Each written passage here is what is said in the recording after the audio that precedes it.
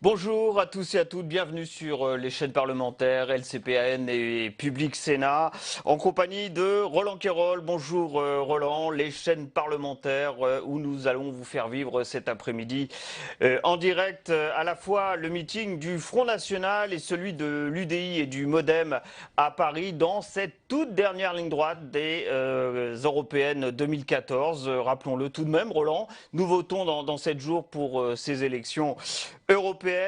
Dans 45 minutes environ, nous irons donc du côté de la salle des Docks de Paris. C'est vraiment à la couronne de Paris, hein, Roland, où se déroule le meeting de l'UDI et du MoDem. Nous vous proposons d'ailleurs quelques images de ce qui se passe en ce moment là-bas. Et nous suivrons donc dans 45 minutes environ à la fois les interventions de François Bayrou et, il faut le signaler, et c'est assez attendu, un discours, plus exactement un entretien enregistré cette semaine de Jean-Louis Borloo.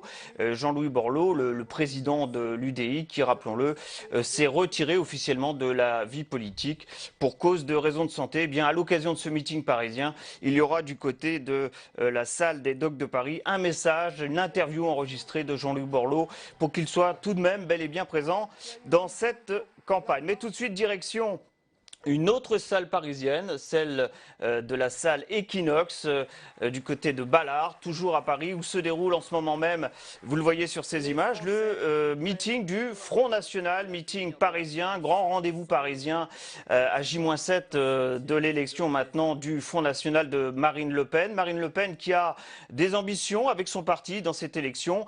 Regardez ce sujet de Marie Labatte. Non à Bruxelles, oui à la France.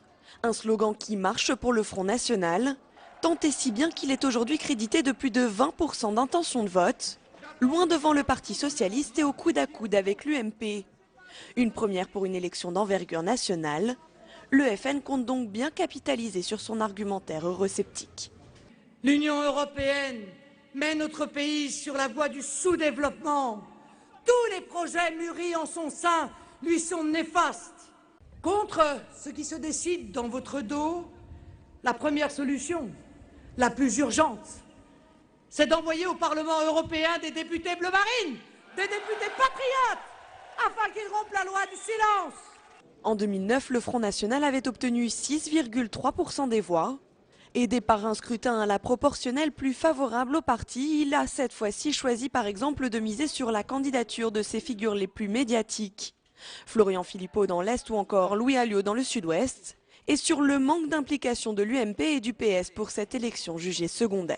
On s'y intéresserait peu, oui, enfin moi je m'y intéresse beaucoup moi. Alors il y a un certain nombre de Français qui, non pas s'en désintéressent, mais sont dégoûtés par la politique. Moi mon rôle c'est de transformer les dégoûtés en combattants, car la réalité c'est qu'il s'agit là de l'avenir de notre pays, de la maîtrise de notre destin. Nous devons retrouver nos souverainetés territoriales, législatives, politiques, juridiques, monétaires, budgétaires, parce que l'Union européenne a échoué sur toute la ligne. Mais triompher en France n'est pas le seul objectif de Marine Le Pen.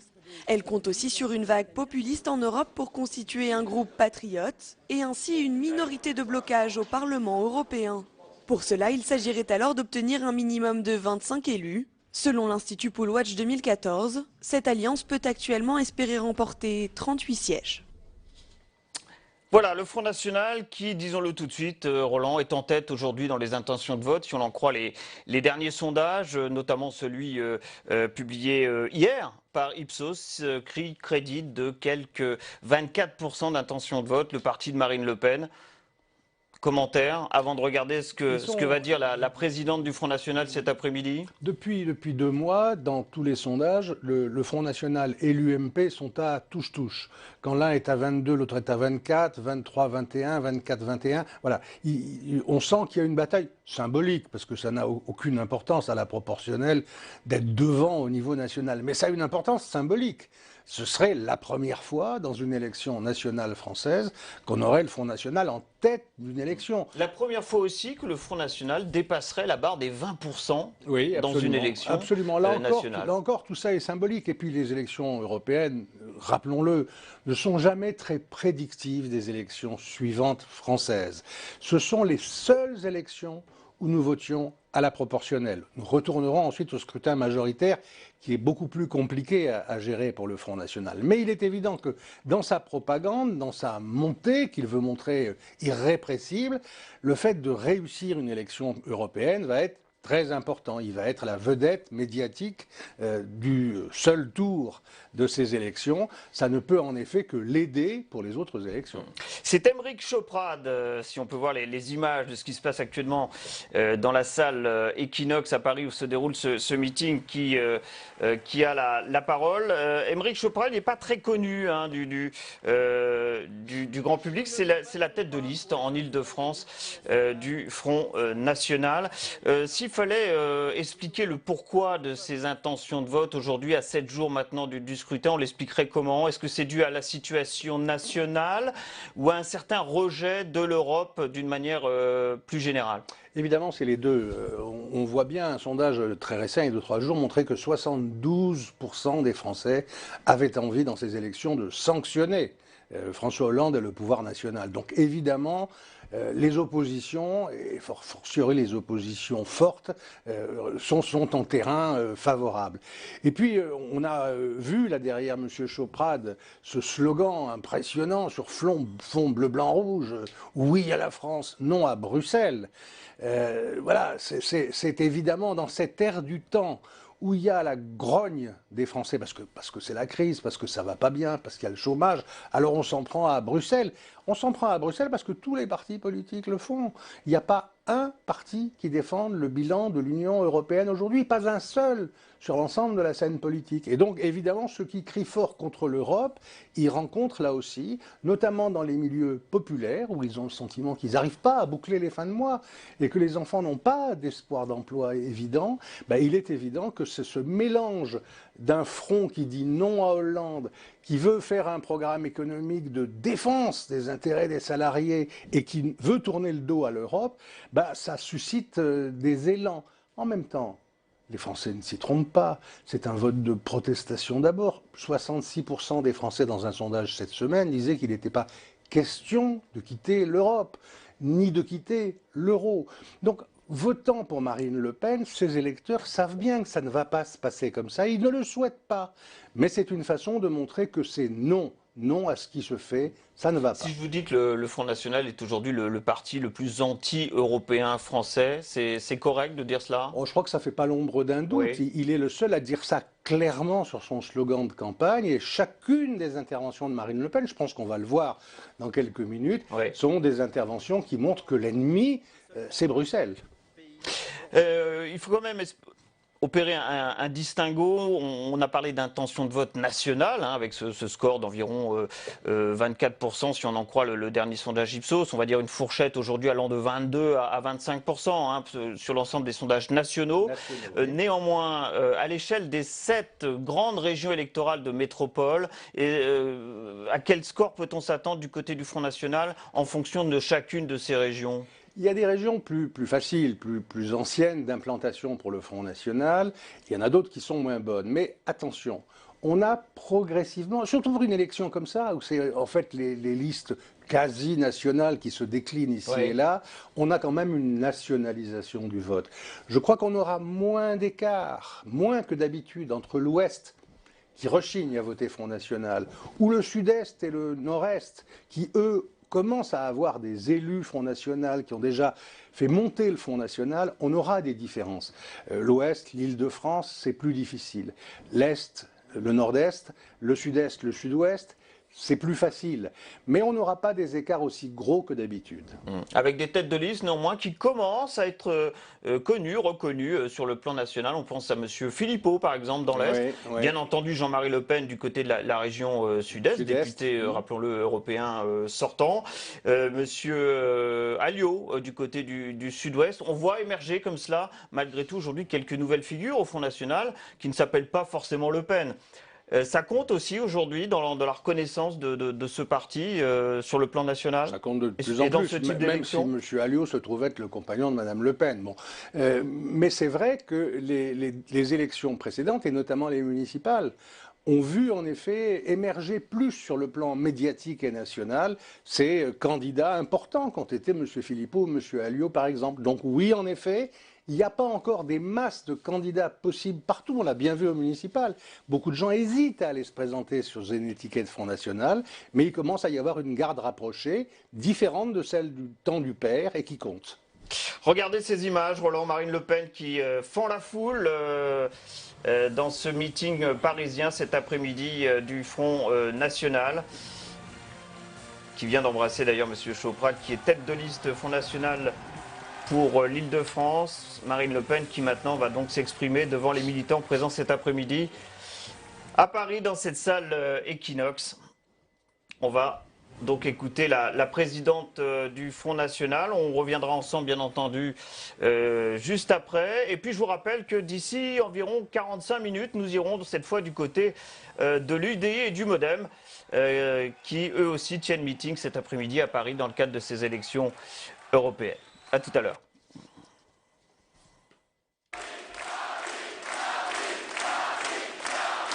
Merci. Mes chers compatriotes, je suis particulièrement heureuse d'être ici, à Paris, en soutien à la liste bleu-marine conduite par notre brillant et combatif géopoliticien Aymeric Chauprade.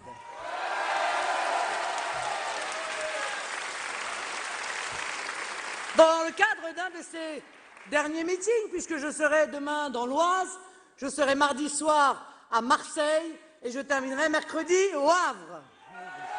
Voilà. Alors, mes chers amis, la classe politique a oublié les Français. Eh bien, les élections européennes sont une occasion de nous rappeler à leurs bons souvenirs. Et ces élections sont cruciales. Nous devons nous mobiliser, nous devons mobiliser autour de nous. J'entends trop souvent, vous savez, ce discours désabusé. Oh, les Européennes, c'est loin de nous, les Européennes, tout le monde s'en moque, les Européennes, c'est moins important que les autres élections. Non, c'est tout l'inverse. Ces élections sont importantes, elles le sont pour la France dans le contexte que nous connaissons. Ces élections sont cruciales, elles le sont même à plusieurs titres. D'abord, c'est l'occasion de s'exprimer sur l'Union européenne. Et oui, tout simplement, pour une fois, nous sommes consultés sur l'Europe. Nos compatriotes ont compris que l'Union européenne allait dans le mauvais sens. Mais disons-le dans les urnes, envoyons un message politique fort. Nos compatriotes ont pris conscience du sens et de la portée de l'Union européenne telle qu'elle s'est construite depuis des décennies. Tous les sondages d'opinion montrent le désamour croissant des Français pour l'Union européenne. J'entends de plus en plus ce discours lorsque je vais à la rencontre des Français. Ce discours montre leur intelligence, leur bon sens. Oui, les Français ont compris beaucoup de choses ces dernières années. Ils ont d'abord compris le lien de plus en plus évident entre l'Union européenne et l'immigration. Tout le monde se plaint aujourd'hui de l'immigration de masse qui envahit la France. Avec le traité de Schengen, voté par tous les partis européistes français, c'est-à-dire par le PS, par l'UMP, par leurs satellites, avec ce traité scélérat, nous avons perdu la maîtrise de nos frontières. Tous les ressortissants des pays de l'Union européenne, donc de la Roumanie et de la Bulgarie, peuvent circuler librement et légalement en France. Vous connaissez les chiffres de l'immigration légale hors Union européenne. 200 000 entrées par an dans notre pays. Que la droite soit au pouvoir, que la gauche soit au pouvoir, Sarkozy et Hollande se sont fixés le même objectif. Ah oui, mais ce que beaucoup ne connaissent pas, c'est le chiffre terrifiant qui vient de tomber.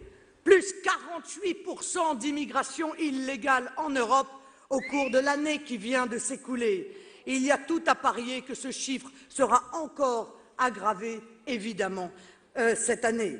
Oh, il se trouvera toujours quelques bobos pour craindre le retour des frontières et des douanes. Mais il y a surtout la conscience chez un nombre grandissant de Français que ces frontières, si nous ne les avions pas laissées disparaître, nous ne connaîtrions pas tant les ravages causés par l'immigration clandestine et même, disons-le, même légale. Ce n'est pas Frontex, permettez-moi, cette agence européenne, sans moyens et sans directives politiques claires, qui va protéger les frontières de l'Europe. Et ce n'est pas sans frontières nationales qu'on parviendra à nous protéger du laxisme de l'Union européenne et des autres pays. On entre en Europe comme dans un moulin. Et une fois qu'on est en Europe, on va en France librement. C'est ça le résultat de Schengen. Et les chiffres sont terribles. 10% des faux passeports détectés en Europe sont français. 30% des faux visas détectés en Europe sont français. Avec son système de protection sociale, la France est le pays le plus attractif pour les clandestins et pour les autres. Et c'est la raison pour laquelle on assiste aussi à une augmentation de 26% des séjours illégaux détectés en France. Le ministre de l'Intérieur italien avouait récemment que 600 000 personnes attendent en Libye de pouvoir rejoindre notre continent. Je le disais déjà, souvenez-vous, pendant la campagne présidentielle, quand je suis allée à Lampedusa en Italie, et à l'époque, personne ne voulait m'entendre. Une fois de plus, on m'accusait d'exagérer, d'être dans la caricature. La déstabilisation de la Libye par Nicolas Sarkozy et BHL a provoqué dans toute l'Europe, toute l'Afrique, un appel d'air. Les réseaux mafieux de passeurs savent en profiter. Dans des conditions épouvantables, ils organisent une immigration de masse vers l'Europe et donc vers la France. Qui veut faire l'ange fait la bête. Cette immigration de masse entraîne des drames humains avec ces noyés, ces disparus, ces bateaux pleins de migrants prêts à risquer leur vie pour rejoindre ce qu'on leur vend, à prix d'or d'ailleurs, comme un Eldorado. Ceux qui soutiennent encore Schengen, PS ou UMP, ceux qui encouragent l'immigration clandestine sont responsables de tout cela. Ils sont coupables de ces drames humains. Et bien sûr, il faut s'opposer à tout nouvel élargissement de l'Europe. Car moi, je n'oublie pas que pendant le mandat de Nicolas Sarkozy, la première chose qui s'est empressé de faire, c'était de supprimer l'obligation du référendum pour tout nouvel élargissement qui pourtant était prévu dans la Constitution française. Je n'oublie pas, moi, que sous le mandat de Nicolas Sarkozy, 2 nouveaux chapitres d'adhésion de la Turquie ont été ouverts. Et je n'oublie pas aujourd'hui que M. Juncker vient de rappeler à nouveau, le candidat de l'UMP, bien sûr, oui, je vous le dis parce que personne ne le connaît, le pauvre. Vous me direz, l'autre chose, personne ne le connaît non plus. Hein, mais bon. Il vient de rappeler, lui aussi, son attachement à l'entrée de la Turquie dans l'Union européenne. Alors, quand je parle de l'intelligence des Français et de leur compréhension des liens entre l'Union européenne et les problèmes de la France, je veux aussi parler, vous le savez, de l'économie, de nos emplois et de nos vies. Il y a d'abord un lien évident entre l'Union européenne et la désindustrialisation du pays, et donc le chômage de masse. Comment comprendre ce phénomène redoutable, ces centaines de milliers d'emplois détruits dans l'industrie française, si on ignore le contexte européen? L'Union européenne nous interdit de protéger notre industrie. Elle empêche toute politique industrielle. Comment pourrions-nous protéger Alstom, fleuron de l'industrie française, quand les règles européennes nous interdisent toute intervention? S'agiter comme le fait M. Montebourg ne sert à rien. Son récent décret est à peine signé que l'Union européenne le met en garde pour mieux le jeter à la corbeille après les élections. Son récent décret n'a d'autre objectif que d'essayer de créer l'illusion à quelques jours des élections européennes. Mais le maître bruxellois a déjà corrigé l'esclave français. Il faut revoir nos règles. L'Union européenne nous interdit tout patriotisme économique. Impossible de privilégier les achats de produits français dans les marchés publics. L'Union européenne nous interdit de nous défendre contre les importations en provenance de pays qui pratiquent une concurrence déloyale. Les portes de la France sont ouvertes à tous les vents mauvais de la mondialisation ultralibérale. L'Union européenne interdit tout protectionnisme intelligent à nos frontières. Nous ne pouvons taxer le moins-disant salarial, le moins-disant social, le moins-disant environnemental, pendant que nos entreprises sont accablées de normes et de règlements.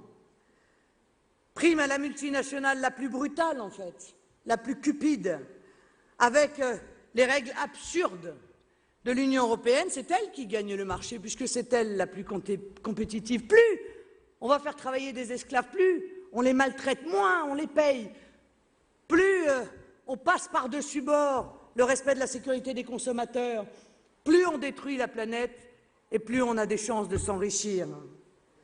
L'Union européenne nous contraint à une politique monétaire absurde, totalement contraire à nos intérêts. L'euro est inadapté, il est beaucoup trop cher pour l'industrie française et les entrepreneurs le savent bien.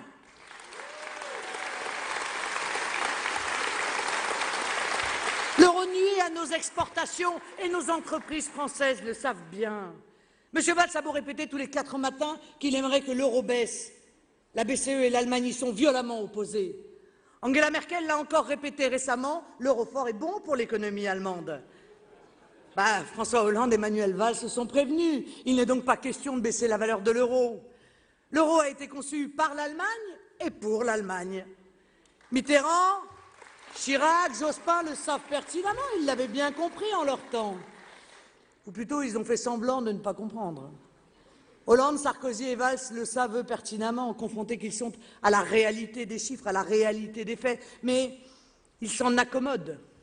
Car le pire pour eux serait que les Français se rendent compte qu'à cause de l'UMPS, nous ne sommes plus maîtres chez nous. Alors ils usent de cette hypocrisie décrite par Cocteau. Ces choses-là nous dépassent, feignons d'en être les organisateurs.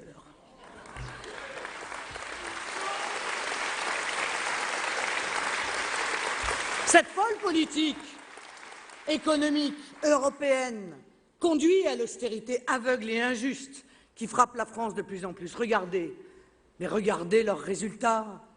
Ils nous annoncent depuis des mois la fin de la crise, le retour de la croissance. Et pourtant, les chiffres pour ce début d'année 2014 sont épouvantables. 0% de croissance en France, récession en Italie, aux Pays-Bas, au Portugal et toujours en Grèce où rien n'est réglé. La Grèce, ce laboratoire de l'Union oligarchique européenne qui sera notre avenir si nous laissons les mêmes continuer de diriger l'Europe. La Grèce victime d'un incroyable retour vers le passé, d'une régression sociale, d'une brutalité inouïe. La Grèce qui souffre dans l'indifférence générale des grandes âmes, soi-disant humanistes. Le sauvetage de l'euro nous coûte depuis des années des dizaines de milliards de dettes supplémentaires. Et ce déficit, nous le finançons par toujours plus d'impôts. Il n'y a qu'une solution pour lutter contre le déficit. D'abord, créer une monnaie nationale à nouveau pour sortir du carcan de l'euro et redonner de l'oxygène à nos entreprises pour enfin créer à nouveau l'emploi. Et enfin, réduire le déficit, mais en taillant dans les dépenses inutiles, comme l'immigration, la fraude sociale, la fraude fiscale, le coût du budget européen ou encore les gabegies des régions. Ah non, ça, on n'y touche pas. C'est tellement plus facile de taper sur les classes populaires et sur les classes moyennes. 84 taxes créées à égalité entre Nicolas Sarkozy et François Hollande, pas de jaloux là. 30 milliards d'impôts supplémentaires à égalité entre Nicolas Sarkozy et François Hollande, toujours pas de jaloux. C'est le résultat direct de cette politique imbécile que nous sommes obligés de subir. Je me lève avec vous contre tous ces pessimistes, tous ces déclinistes de l'UMPS qui sont persuadés que rien ne peut changer, tous ces défaitistes qui ne croient plus en la France, qui pensent qu'elle ne peut plus rien, qu'elle est trop petite, dépassée, frileuse ou je ne sais quelle stupidité pour justifier leur position clairement post-nationale. La réalité, c'est qu'ils sont en fait franco-sceptiques.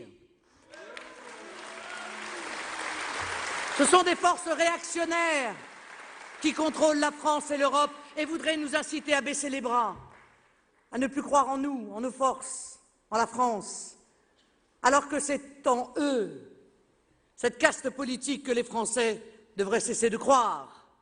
Eh bien, jamais je ne serai de ce camp-là, le camp de la défaite et du renoncement. Je suis de ceux qui croient en la France avec vous.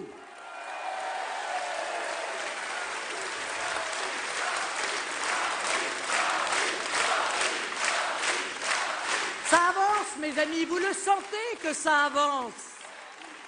Et nous n'y sommes pas pour rien, puisque nous parlons d'Europe sans cesse depuis des années, faisant de la pédagogie sur ce sujet où l'obscurité et l'opacité voulues par le système perdent progressivement de son emprise sur le peuple français. Nous contribuons sur tous ces sujets à imposer le débat en France, parce que nous n'avons pas peur de dire la vérité des choses, quel que soit le sujet, Parce que vous le savez, nous sommes le parti de la vraie vie, contre les partis qui n'ont comme seul argument que l'incantation.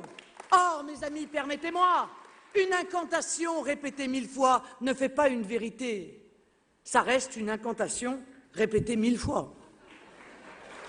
Nous parlons, nous, de la dissolution concertée de l'euro, même si je suis consciente que sur ce sujet, probablement, nous avons, encore une fois, raison trop tôt, comme nous avons eu par le passé peut-être raison trop tôt sur l'immigration. Mais cette évidence, elle s'imposera demain, comme s'impose aujourd'hui la dévaluation dont tout le monde parle, alors que nous étions les seuls pendant la présidentielle à l'évoquer.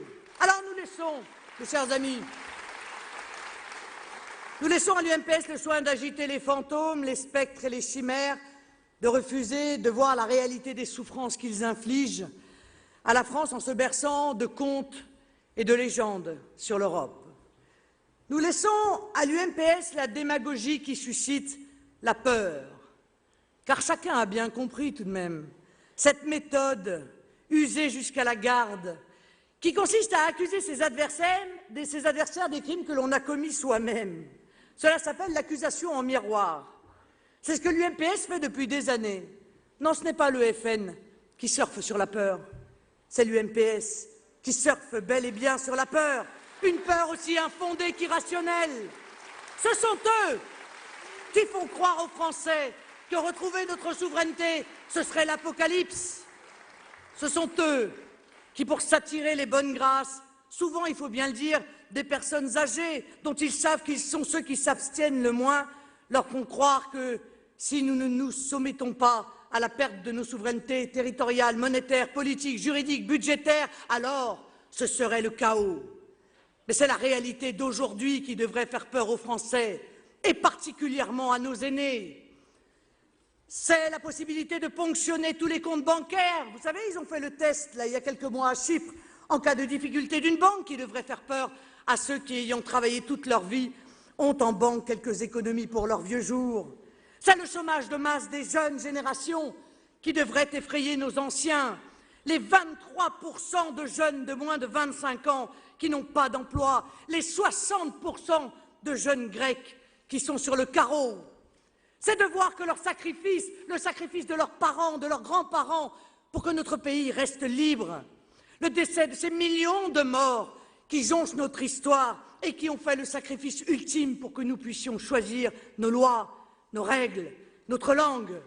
Ce sacrifice aurait été vain, puisque par l'effet des transferts de souveraineté, c'est précisément cet héritage de liberté que ceux qui nous gouvernent sont en train de brader.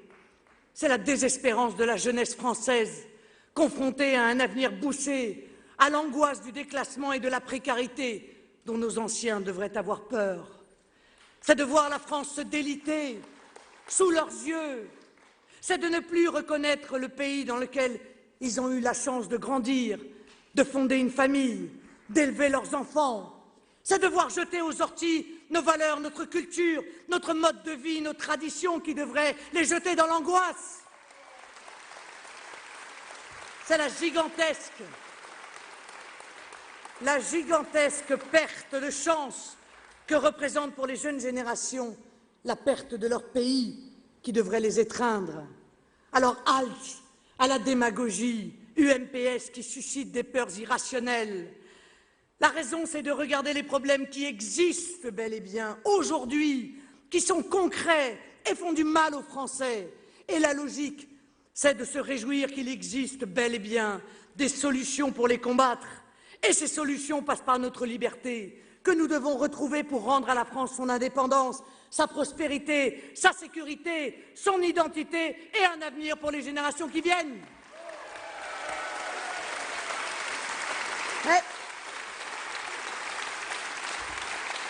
Mais ces solutions, elles passent aussi par un regard lucide sur les responsabilités de nos politiques sur la situation actuelle. Auparavant, dans notre pays, on se lamentait. La droite, la gauche sont tout le temps en échec. Pourquoi? On ne parvenait pas à comprendre cet effet essuie-glace. Était-ce Seulement une question d'hommes et de femmes. Était-ce la faute à pas de chance? Quelle malédiction pesait donc sur notre pays? Et puis les Français ont commencé à ouvrir les yeux. Bien sûr, les dirigeants qui se sont succédés ont leurs responsabilités. Bien sûr, ils ont pris des décisions aux conséquences lourdes pour les Français. Mais leur plus grande responsabilité, leur plus grande faute, c'est précisément d'avoir abandonné l'essentiel de notre souveraineté pour la confier à des instances non élues qui ne travaillent pas pour l'intérêt des Français. C'est de n'avoir pas cru dans le peuple et avoir pensé qu'une oligarchie supranationale serait mieux que les Français, ce qui est bon pour eux. Alors les Français de plus en plus nombreux comprennent. Les Français comprennent le sens de cette Union européenne. Les Français comprennent le lien entre la politique imposée par l'Union européenne et l'état désastreux de la France. Ils en sont revenus des belles promesses assénées depuis des décennies. Mais beaucoup de Français y ont cru, vous savez. Ils ont cru qu'on trouverait un avenir meilleur via l'Union européenne. Et tous les politiques par la suite, de droite comme de gauche, ont entretenu ce mensonge, l'ont fait prospérer, toujours. Ils ont fait miroiter une Europe plus sociale, plus protectrice. Mais relisez leurs slogans, tous les 5 ans, à toutes les élections européennes, ils ont toujours été les mêmes et ils sont encore les mêmes cette fois encore. C'est même la seule constance que l'on peut retrouver dans cette classe politique. Mais malheureusement pour eux, la prise de conscience des Français a progressé, parfois se heurtant douloureusement à des convictions sincères, mais elle a progressé. Et le résultat est celui que nous connaissons. De plus en plus, les Français protestent contre cette Union européenne, ce qu'elle est devenue. De plus en plus, les Français disent leur attachement à la France, à leur pays, qu'on voudrait tant effacer de l'histoire des nations. Alors, le système prend peur. L'Union européenne, c'est l'enfant chéri du PS et de l'UMP. De tous ces responsables qui ont tout voté, traités, directives, parfois dans le dos du peuple, parfois même contre sa volonté, comme en 2008, lors de cet acte de trahison suprême, quand les parlementaires de droite et de gauche, unis dans le mépris du peuple, ont voté à Versailles la Constitution européenne, pourtant largement rejetée par les Français 3 ans plus tôt. Sarkozy, Hollande et tous leurs affidés sont tous dans le même combat pour sauver leur rejeton, ce monstre européen qui a pris le pouvoir, ce monstre européen qui domine tout et voudrait dominer pour l'éternité, comme ils disent. Les grands médias, les éditocrates, les économistes de service, tous pour des intérêts qui ne sont pas ceux du peuple français se liguent pour défendre l'Union européenne. Alors, quelle arme ont-ils trouvé face à cette progression de la conscience des Français, face à ce bon sens populaire? Qu'ont-ils trouvé pour essayer de limiter la casse aux élections européennes? D'abord, la diversion. Ainsi, c'est politique de nous expliquer que les élections européennes se résumeraient à un choix entre une Europe de droite et une Europe de gauche. Ce ne seraient pas des élections pour envoyer les représentants de la France au Parlement européen, mais des élections pour choisir entre les, je ne peux pas dire fameux parce que, Schulz et Juncker, 2 technocrates pur jus dont je vous disais qu'il n'y a pas un Français sur 2 qui les connaissent. Mais tout le monde sait qu'ils veulent poursuivre la même politique, en l'aggravant encore. C'est toujours d'ailleurs la même mise en scène. Comme si la couleur de la présidence de la Commission allait changer quelque chose, comme s'il existait une différence entre la droite et la gauche européiste. Mais c'est une véritable tartufferie. Demandez d'ailleurs aux Français, ils ne savent même pas si Barroso est de droite ou de gauche. Quel sens pourrait-il avoir? Quelle importance? Que le Parlement européen soit PPE, c'est-à-dire de droite, ou PSE, c'est-à-dire de gauche. Ça n'y changera strictement rien. De toute façon, ces 2 partis votent quasiment systématiquement ensemble. Nous devons démentir tous ceux qui veulent empêcher le débat. Nous devons, nous, eurocritiques, donc eurolucides, nous, franco-convaincus, voter et faire voter tous nos compatriotes, parce qu'il est fini le temps où l'on pouvait se permettre de râler dans son coin, vous savez, de se dire que les autres pouvaient décider à notre place et que le vote comptait peu. Non. Il faut envoyer le signal le plus clair possible. François Hollande et la Commission européenne ne pourront plus faire comme avant si le vote patriote est au plus haut, si le vote patriote se manifeste avec vigueur dans les urnes. Oh, je peux vous le dire avec la plus grande assurance. Toute l'interprétation du scrutin dépendra du score du Front national. Absolument tout. Il n'y a pas un seul autre indicateur qui comptera. Et le système, l'oligarchie, la caste, ne tremblera que si le Front National explose les compteurs, que si la France patriote se réveille et va aux urnes et s'exprime massivement.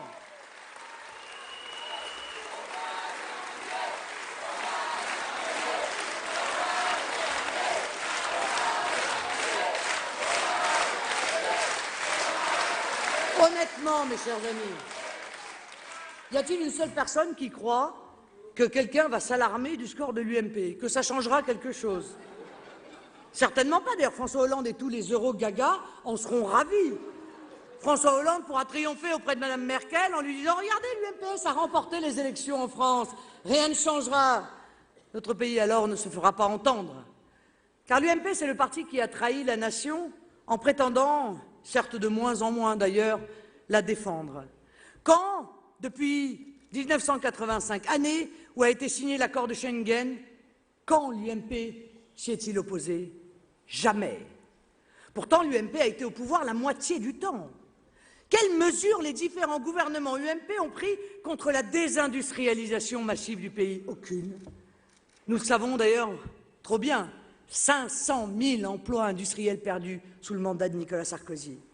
Quand Nicolas Sarkozy a-t-il tenu tête à Angela Merkel? Jamais. Au contraire, il a toujours été le plus servile parmi les serviles de l'européisme. Et pourtant, dans ce domaine, il y a beaucoup de concurrence. D'ailleurs, je pense qu'un certain nombre d'entre vous ont vu le reportage, le roman de l'euro, diffusé il y a quelques jours sur France 2. C'est très intéressant de voir la manière dont Nicolas Sarkozy et Angela Merkel ont quand même réussi à renvoyer deux dirigeants européens élus démocratiquement en Italie et en Grèce pour les remplacer par des technocrates à la botte de l'Union européenne. De ce point de vue, vous savez, Nicolas Sarkozy, si j'ose dire, de summum de son art, je pense que ça a été d'avoir fait adopter avec par les parlementaires UMP cette constitution européenne qui avait été rejetée par le peuple français. Cette trahison de la France et de la démocratie, vous savez, ne sera jamais assez dénoncée. L'UMP, c'est la parole forte dans les campagnes électorales du style retenez-moi ou je fais un malheur. Mais c'est la main molle dans l'exercice du pouvoir pour mieux se conformer aux exigences étrangères. Alors un coup c'est les États-Unis pour la diplomatie, un coup c'est l'Allemagne pour l'économie. L'UMP, c'est le règlement de compte permanent entre les califes et entre ceux qui veulent devenir califes à la place du calife. Et le règlement de compte, vous pouvez le prendre dans tous les sens du terme d'ailleurs. C'est la pétaudière. C'est le parti de la discorde, de la désunion, des affaires, et nous en apprenons de plus en plus sordides tous les jours. Et quand un responsable de l'UMP n'hésite pas à soulever de vrais problèmes, pas seulement des questions d'ambition personnelle, les autres ont au fait de lui indiquer la porte de la sortie. En chœur, vous avez vu, Alain Juppé et Jean-François Copé ont demandé à Henri Guénaud de s'en aller. Quel crime avait donc commis de si terrible l'ancien conseiller de Philippe Séguin? Il a dit qu'il ne voterait pas pour l'européiste aussi dogmatique qu'impénitent Alain Lamassoure, celui qui conduit la liste UMP en Île-de-France. À mon avis, il ne sera pas le seul à ne pas voter pour lui. Quel que soit le destin d'Henri Guénaud, nous savons désormais qu'une affirmation de patriotisme est une cause d'exclusion de l'UMP. Au moins, maintenant, les choses sont claires pour tout le monde.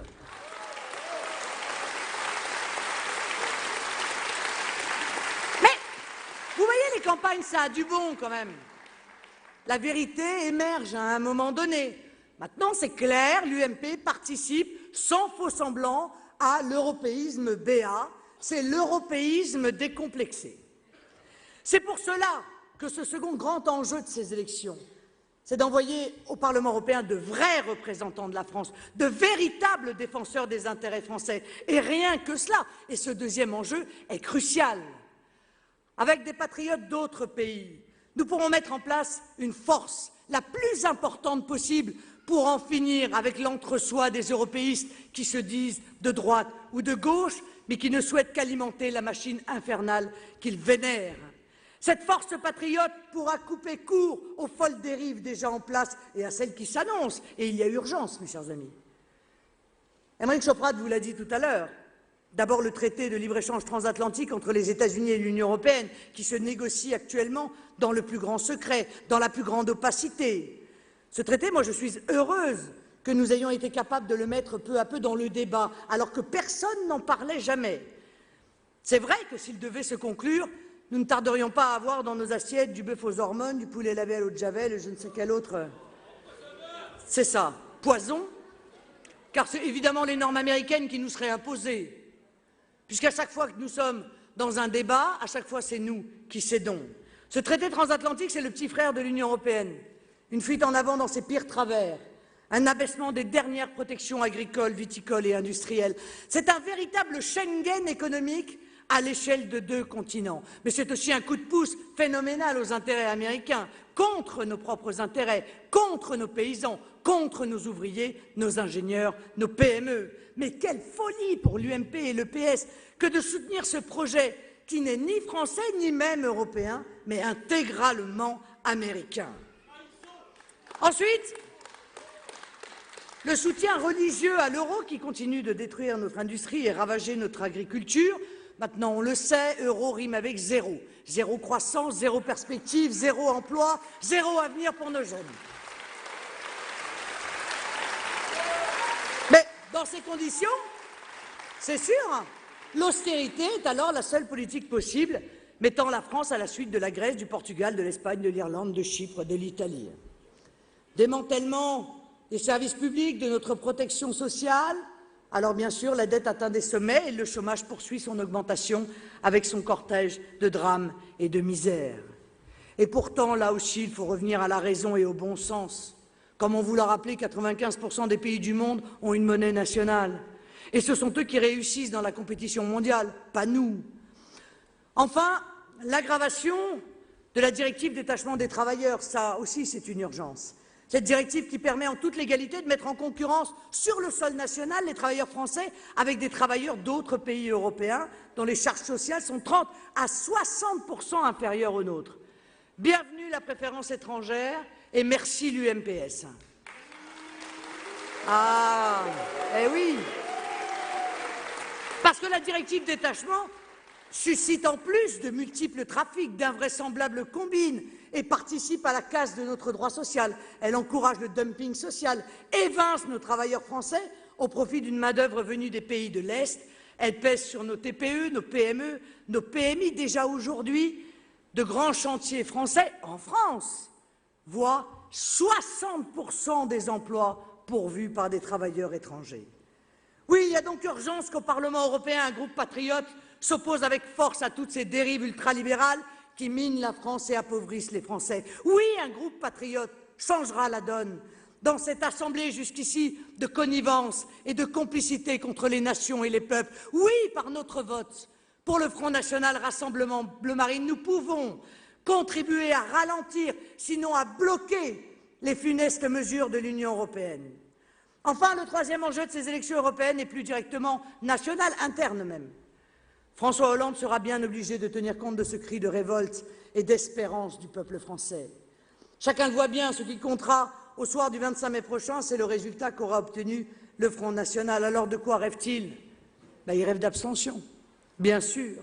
Ils encouragent cette abstention massive en tentant d'expliquer que si on est contre l'Europe, il serait illogique d'aller voter. Or, nous le savons bien, la seule attitude cohérente, c'est exactement l'attitude inverse. C'est celle qui consiste à exprimer dans les urnes notre rejet de l'Europe et notre amour de la France. Évidemment qu'ils souhaitent cette abstention massive pour relativiser, vous savez, et pour masquer la déroute que nous allons infliger à cette gauche socialiste, communiste ou verte qui a tant menti et tant trahi.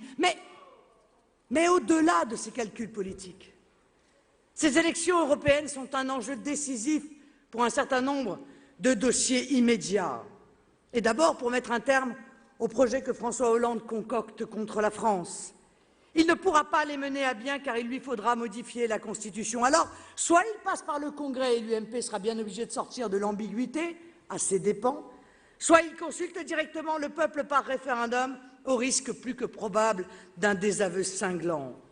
Croyez-vous, mes chers compatriotes, qu'il y a en France une majorité populaire pour donner le droit de vote aux étrangers.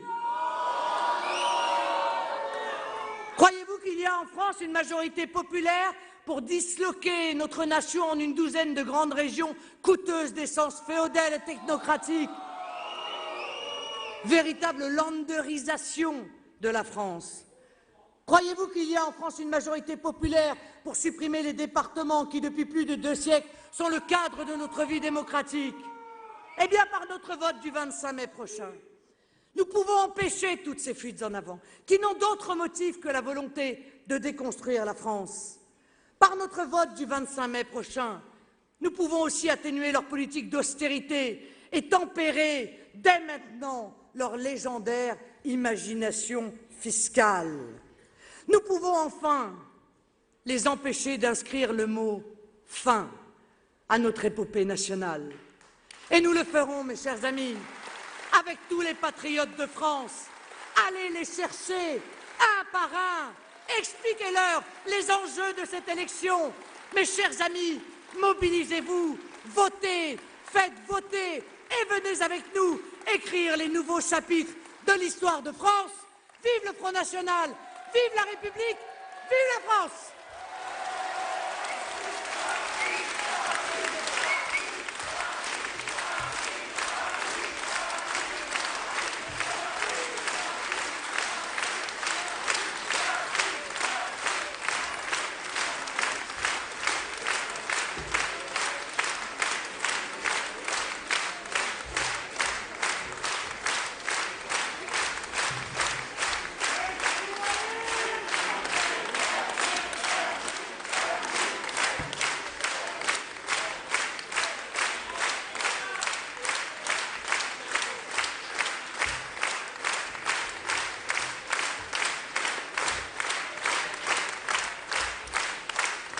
Mes chers amis, il paraît qu'il y a une ministre qui ne connaît pas la Marseillaise, alors on va lui apprendre. Allons, enfants de la patrie, le jour de gloire est arrivé. Contre nous de la tyrannie, l'étendard sanglant élevé, l'étendard sanglant élevé. Rendez-nous dans nos campagnes, mugis espérances soldats, qui viennent jusque dans nos bras, évanger nos fils et nos compagnes. Aux braves citoyens, formés au bataillon, marchons, marchons, 1500 inclus, à l'horreur de Sion. Vive la France!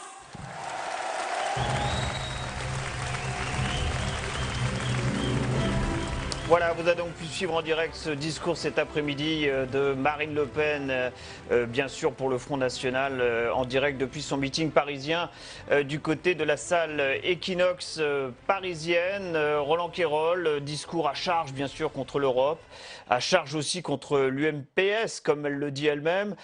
Qu'avez-vous retenu de cette intervention cet après-midi? En effet, une Marine Le Pen d'apparence assez douce, souriante, parlant à ses amis, et avec un fond extrêmement fort et parfois violent, où on a retrouvé les thèmes les plus classiques de l'extrême droite française. L'opposition au MPS et plus exactement encore au système, à l'oligarchie, à la caste qui font le malheur de la population de ce pays, avec en arrière-fond le véritable coupable, l'Union européenne, le monstre européen, à cause de qui nous n'avons pas de croissance, l'austérité, la baisse des salaires, le chômage des jeunes. C'est donc une espèce d'appel à protester à la fois contre la caste et l'oligarchie française et contre les technocrates bruxellois dirigés d'une main de fer par Madame Merkel, l'Allemagne toute puissante en Europe, qui nous empêche de surcroît d'évaluer l'euro. Bref, le tableau est complet. C'est une espèce de référendum que propose en fait Marine Le Pen contre tous les autres, qui seraient européistes, comme elle dit, le Front National seul, défendant l'indépendance de la France. C'est d'ailleurs un risque de faire ça, Oui. parce qu'à force de dire l'UMPS et leurs affidés et leurs alliés sont eux tous pareils, nous sommes différents, On pourra tous compter le soir du dimanche prochain que les 4 grandes principales listes d'en face feront beaucoup plus à L4 que le Front National. Donc c'est un thème qui peut avoir ses revers. À l'appel au vote patriote. C'est vrai qu'on le voit d'ailleurs sur ces images, Roland, il n'y a pas un drapeau européen. On l'a dit juste avant ce discours, c'est le parti qui s'affiche comme le parti le plus anti-européen sur l'échiquier français. Malgré tout, il faudra regarder de près ce que seront aussi les votes d'extrême droite ailleurs en Europe. Et on pense notamment à la Grande-Bretagne avec ce fameux parti UKIP, le parti pour l'indépendance du Royaume-Uni, et puis aussi du côté des Pays-Bas, avec cette fois le PVV, le Parti pour la liberté de Geert Wilders, avec qui s'entend plutôt bien d'ailleurs Marine Le Pen et le Front National français.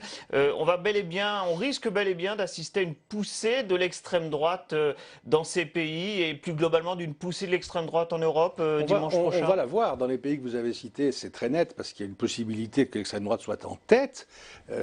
Ça sera probablement le cas en Grande-Bretagne, même si c'est une extrême droite très différente de celle de Marine Le Pen et qui n'entend pas faire un groupe parlementaire avec elle au sein du Parlement européen. Donc ce sont des extrêmes droites. Mais c'est le cas des Hollandais. Ça pourrait être le cas aussi des Flamands, de Vlaams-Belang. C'est le cas en Hongrie. Et pour la première fois en Grèce, Aube Dorée, le parti carrément nazi, là, pourrait faire son entrée au Parlement européen. Oui, il y a incontestablement une poussée nationale populiste clairement située à l'extrême droite des échiquiers politiques, et quelles que soient les alliances qui se feront, il y aura un groupe d'extrême droite dans lequel le Front National sera très important et qui pourrait compter une quarantaine de membres. On va aller dans un instant du côté du centre avec un autre meeting parisien.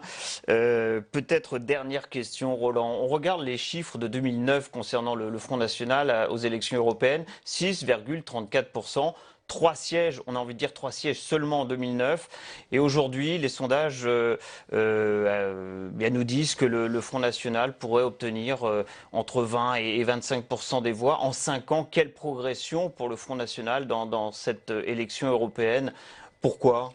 Il faut dire que la comparaison, c'est 2009, qui sont les terribles basses eaux du Front National. Il avait connu de bien plus grands succès dans les années 90-2000. Mais en 2007... 2009, qui sont les dernières élections européennes, Nicolas Sarkozy, vous vous rappelez, avait, comme on dit, siphonné les voix du Front National et lui avait fait perdre la moitié de ses électeurs.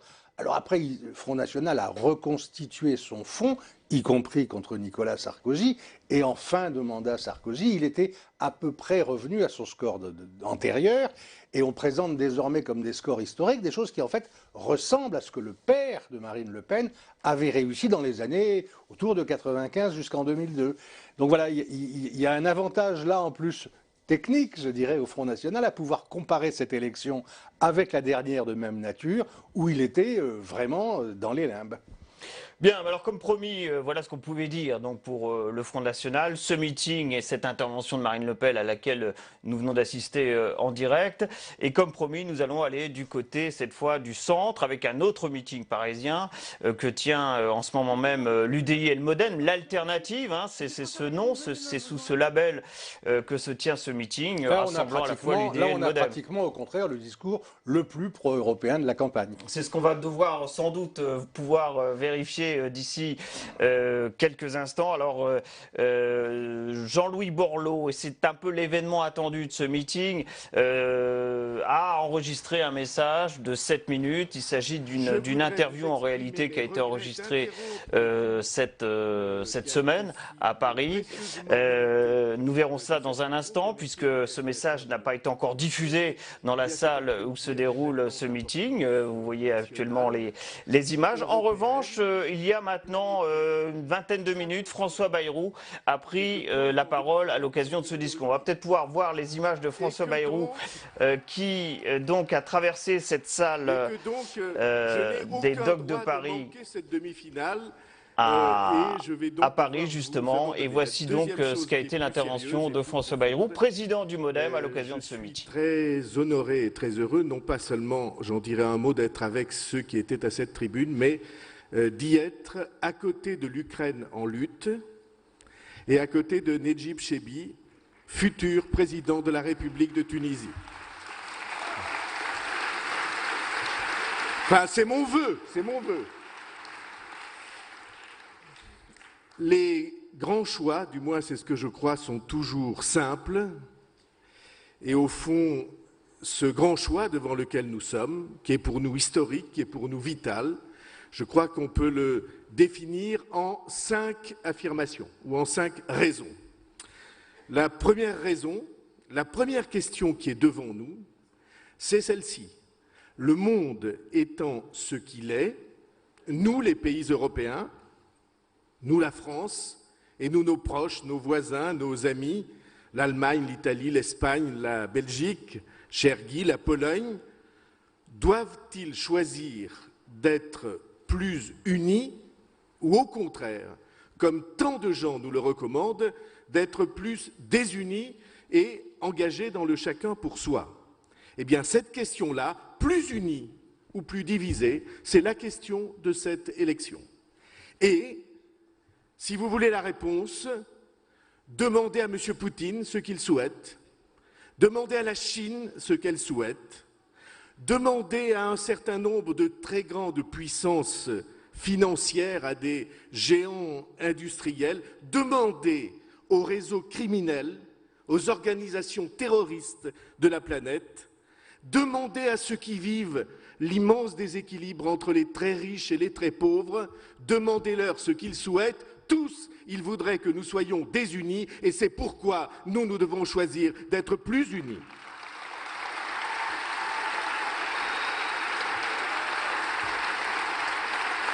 Et parce que nous avons entre les mains un patrimoine unique, qui est un patrimoine qui est la société des droits de l'homme et des droits de la femme, un patrimoine historique, la liberté de parler, la liberté de voyager, la liberté d'investir, la liberté de bouger.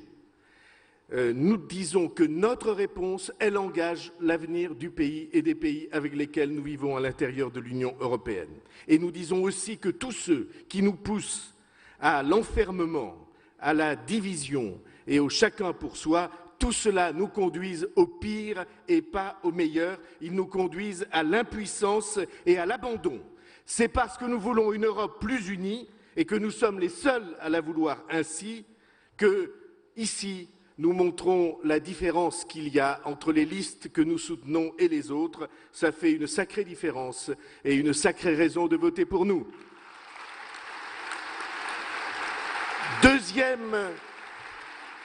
Deuxième raison, l'Europe, ce n'est pas seulement un projet à défendre. Ce n'est pas seulement un projet à défendre rationnellement. L'Europe, c'est un projet à aimer. Parce que nous avons découvert quelque chose de tout à fait unique et de tout à fait précieux. Selon les âges, c'est que les garçons et les filles d'Espagne, du Portugal, les adultes d'Irlande, les Italiens, les Allemands, les Polonais, les Belges, ce ne sont plus des étrangers, ce sont des compatriotes à l'intérieur de l'Europe. Ce ne sont plus des étrangers à craindre ou à regarder avec défiance, avec soupçon. Ce sont des proches et ce sont des frères et ils sont devenus notre famille et nous en sommes heureux et nous en sommes fiers.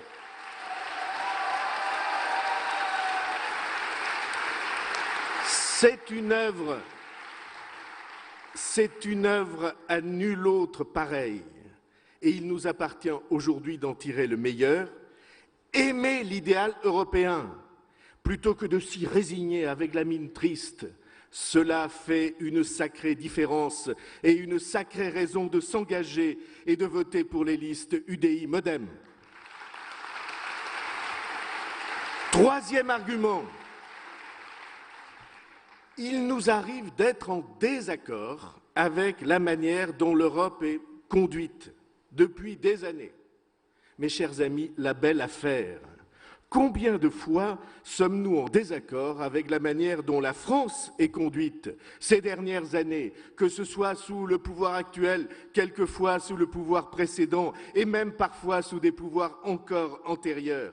Et pour autant, si nous sommes en désaccord, nous n'envisageons pas de quitter la France, de ruiner la France, de la bloquer, comme certains disent. L'Europe, désormais, est pour nous et pour l'avenir Ça n'est pas une option politique, c'est notre maison. Et l'on ne ruine pas sa maison. Et bien sûr, nous sommes décidés à corriger ce qui doit l'être. Nous sommes décidés à imposer la convergence fiscale et sociale, à faire disparaître les disparités qui font de l'Europe d'un lieu où quelquefois, souvent, des compatriotes ressentent une déloyauté dans la manière dont ils sont traités. Nous voulons le corriger, nous voulons imposer le respect des citoyens et leur information et le respect, cher Guy, de leur vote. Nous voulons construire et non pas détruire, et cela fait une sacrée différence et une sacrée raison de s'engager à voter pour nos listes. Quatrième argument, contrairement à ce qu'on vous raconte tous les jours, le but de cette élection n'est pas de savoir qui va arriver premier, deuxième ou troisième. Le but de cette élection n'est pas d'exprimer un jugement sur la politique conduite actuellement ou antérieurement en France. Le but de cette élection est de choisir pour représenter la France le juste message et les bons députés européens. Or, nous avons choisi les meilleurs députés européens, assidus, compétents, reconnus, engagés, respectés.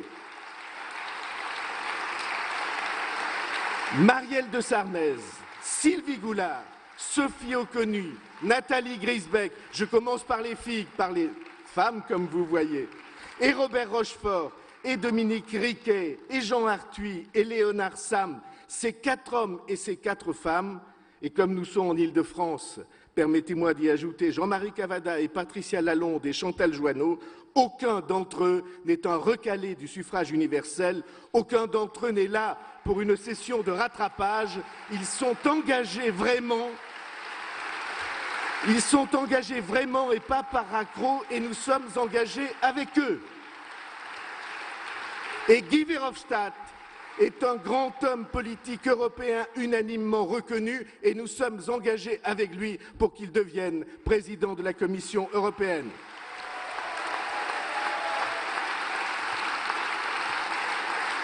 Nous avons choisi des candidats de premier choix et pas de deuxième choix, des authentiques, des vrais de vrais, et cela fait une sacrée différence et une sacrée raison de voter pour eux. Et enfin, 5e et dernier argument. Comme le centre que nous construisons ensemble offre un choix clair et sincère et franc et lisible pour l'avenir de l'Europe, c'est en même temps et pour les mêmes raisons le seul courant crédible de renouvellement de la vie politique française. Les extrêmes, euro-hostiles, europhobiques, ne sont pas un courant de renouvellement, ils sont un courant de destruction.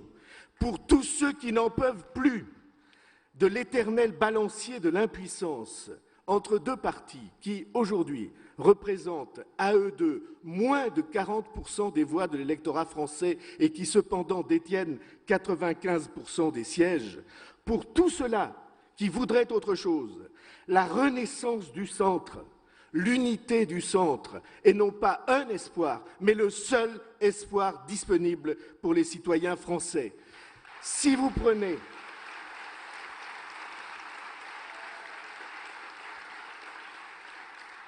prenez les questions que les Français ont devant eux, la question de la reconstruction de l'État et de l'action publique, la question de la moralisation de la vie publique et de ses financements, la question de la simplification du labyrinthe de notre action locale, la question de la redéfinition du Parlement, du nombre pléthorique de ses membres, la question de règles électorales justes, seule l'intervention, j'allais dire l'irruption d'un courant central, rassemblé, uni et déterminé et décidé peut changer les choses. Et c'est cela, en coopération et en respect réciproque, loin de tout esprit de compétition, avec Jean-Louis Borloo, que nous avons voulu construire il y a quelques mois, non pas pour une élection, mais pour une génération. Et cela fait une sacrée différence et une sacrée raison de soutenir, par votre engagement et par votre vote, les listes de l'UDI et du MoDem. Je vous remercie.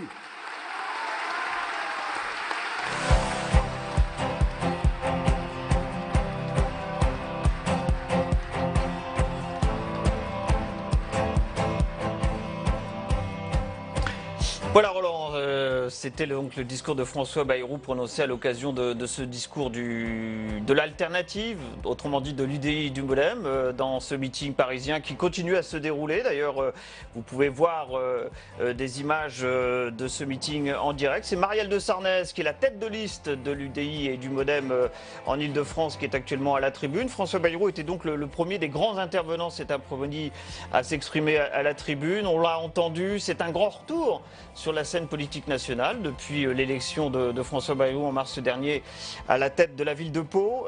Qu'en avez-vous retenu de cette intervention de François Bayrou cet après-midi?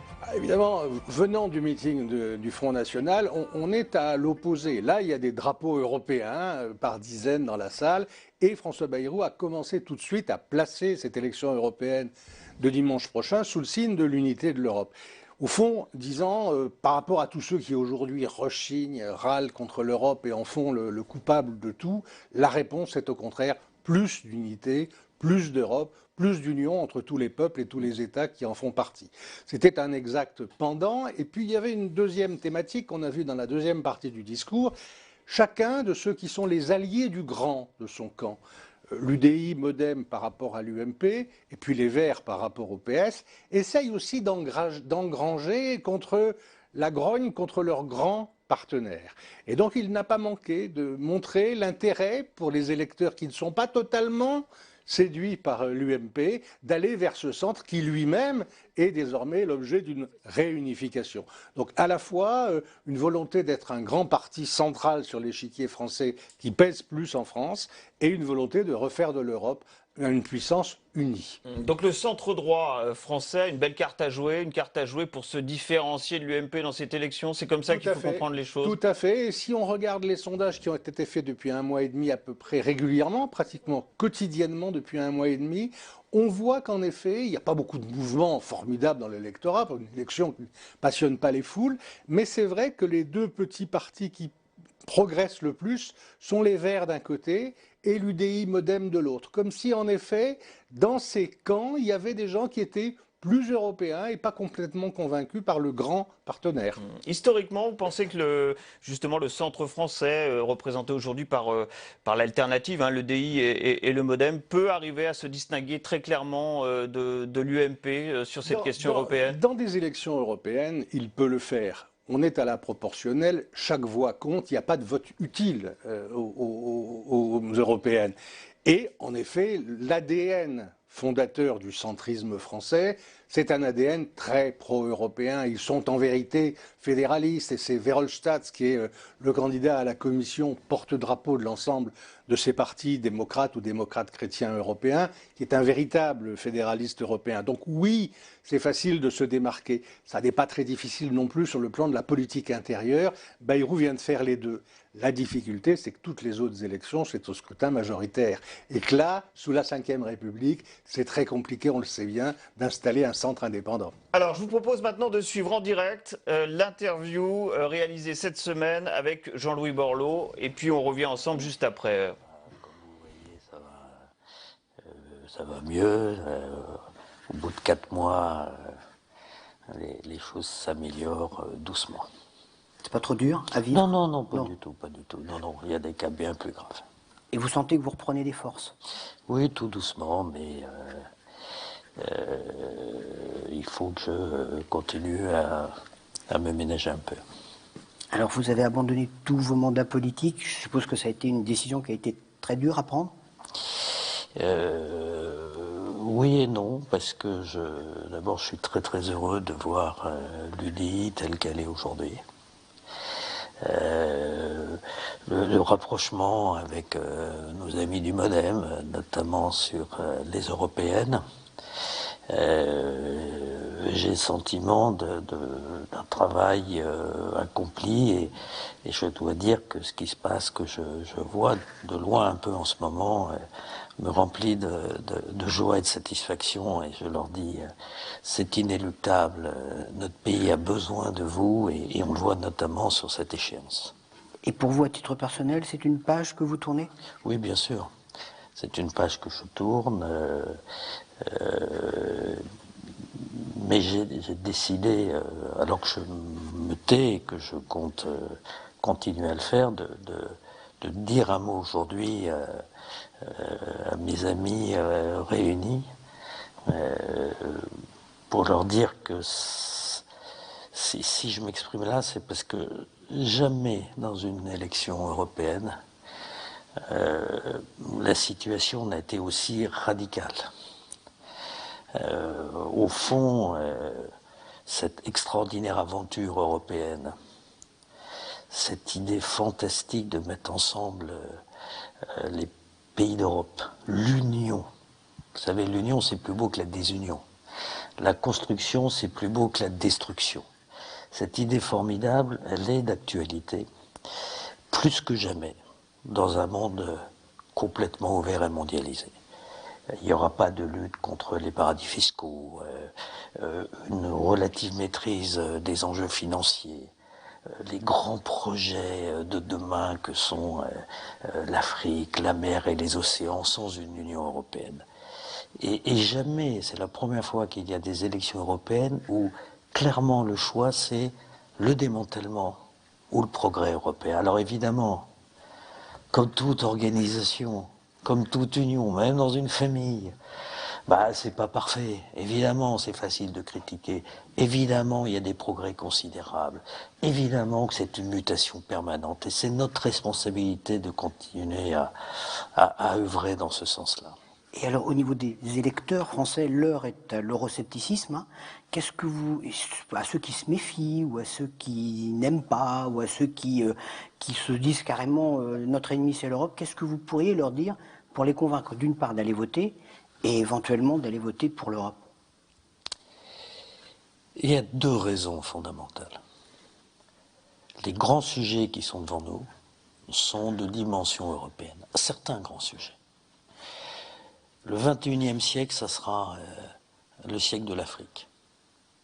Croissance de 5-6% aujourd'hui, alors qu'il y a 25% d'accès à l'énergie. Il faut un programme Europe-Afrique d'accès à l'énergie en 10 ans. 100% d'accès à l'énergie. Vous vous souvenez le livre de Perfit, quand la Chine s'éveillera. Eh bien, l'Afrique s'est éveillée. Et que ce soit pour des raisons à la fois humaines, humanitaires, ou pour des raisons de notre propre développement, ce lac qu'est la Méditerranée entre l'Europe et l'Afrique n'est qu'un lac. Et seul un projet européen, notamment porté par la France, pays du Sud, permettra d'avoir une véritable stratégie. Les Chinois l'ont, l'Europe ne l'a pas encore. Puis l'autre grand sujet, c'est la mer et les océans. C'est la planète mer en réalité, plus de 72 ou 15% de notre planète. À préserver, mais toutes les richesses de demain, du 21e et du 22e siècle, sont dans nos océans. Et là encore, la France, deuxième puissance économique maritime du monde, a sa place d'entraînement en Europe. L'Europe a besoin d'un projet. Kennedy serait là. Au lieu de lancer la conquête de la Lune, il lancerait la conquête respectueuse de la mer et des océans. Et ça, ce sont des projets. C'est pas que défensif, l'Europe. C'est aussi un projet extrêmement enthousiasmant. Puis la deuxième raison, il faut dire aux Français, n'envoyez pas dans cette Union européenne, dans ce Parlement, des gens qui n'aiment pas l'Europe. N'envoyez pas là-bas des gens qui veulent détruire l'Europe. Ça n'a aucun sens. Si vous voulez, dans ce compromis européen, que la France pèse, il faut que ce soit des amoureux de l'Europe, des gens qui soient heureux de prendre le TGV pour aller à Strasbourg ou à Bruxelles, des gens qui soient là du lundi matin au samedi, qui soient des passionnés, qui prennent des responsabilités. C'est ça, l'obligation des Français, c'est d'envoyer au Parlement européen des gens qui, sans béatitude inutile, en étant très exigeants sur l'évolution, aiment les autres députés européens et aiment cette Europe. Et vous êtes optimiste, vous avez confiance? La France est en ce moment dans un processus que je qualifierais de un peu dépressif ou de dénigrement. Et donc, face à ça, un grand projet, effectivement, peut-être un peu lointain parfois, et difficile à soutenir. Mais de grâce, c'est un des grands beaux projets. Et ces listes, UDI Modem, ces listes des Européens radicalement, profondément amoureux de cette grande aventure, ces listes-là doivent faire un score et elles vont faire un score. Et quand je vois l'enthousiasme des candidats sur ces listes, dans un environnement un peu défaitiste, je leur dis « Ah, bravo !» Et je suis plein d'admiration. Et c'est eux qui portent fort les couleurs de la France en Europe. Merci Jean-Louis Borloo.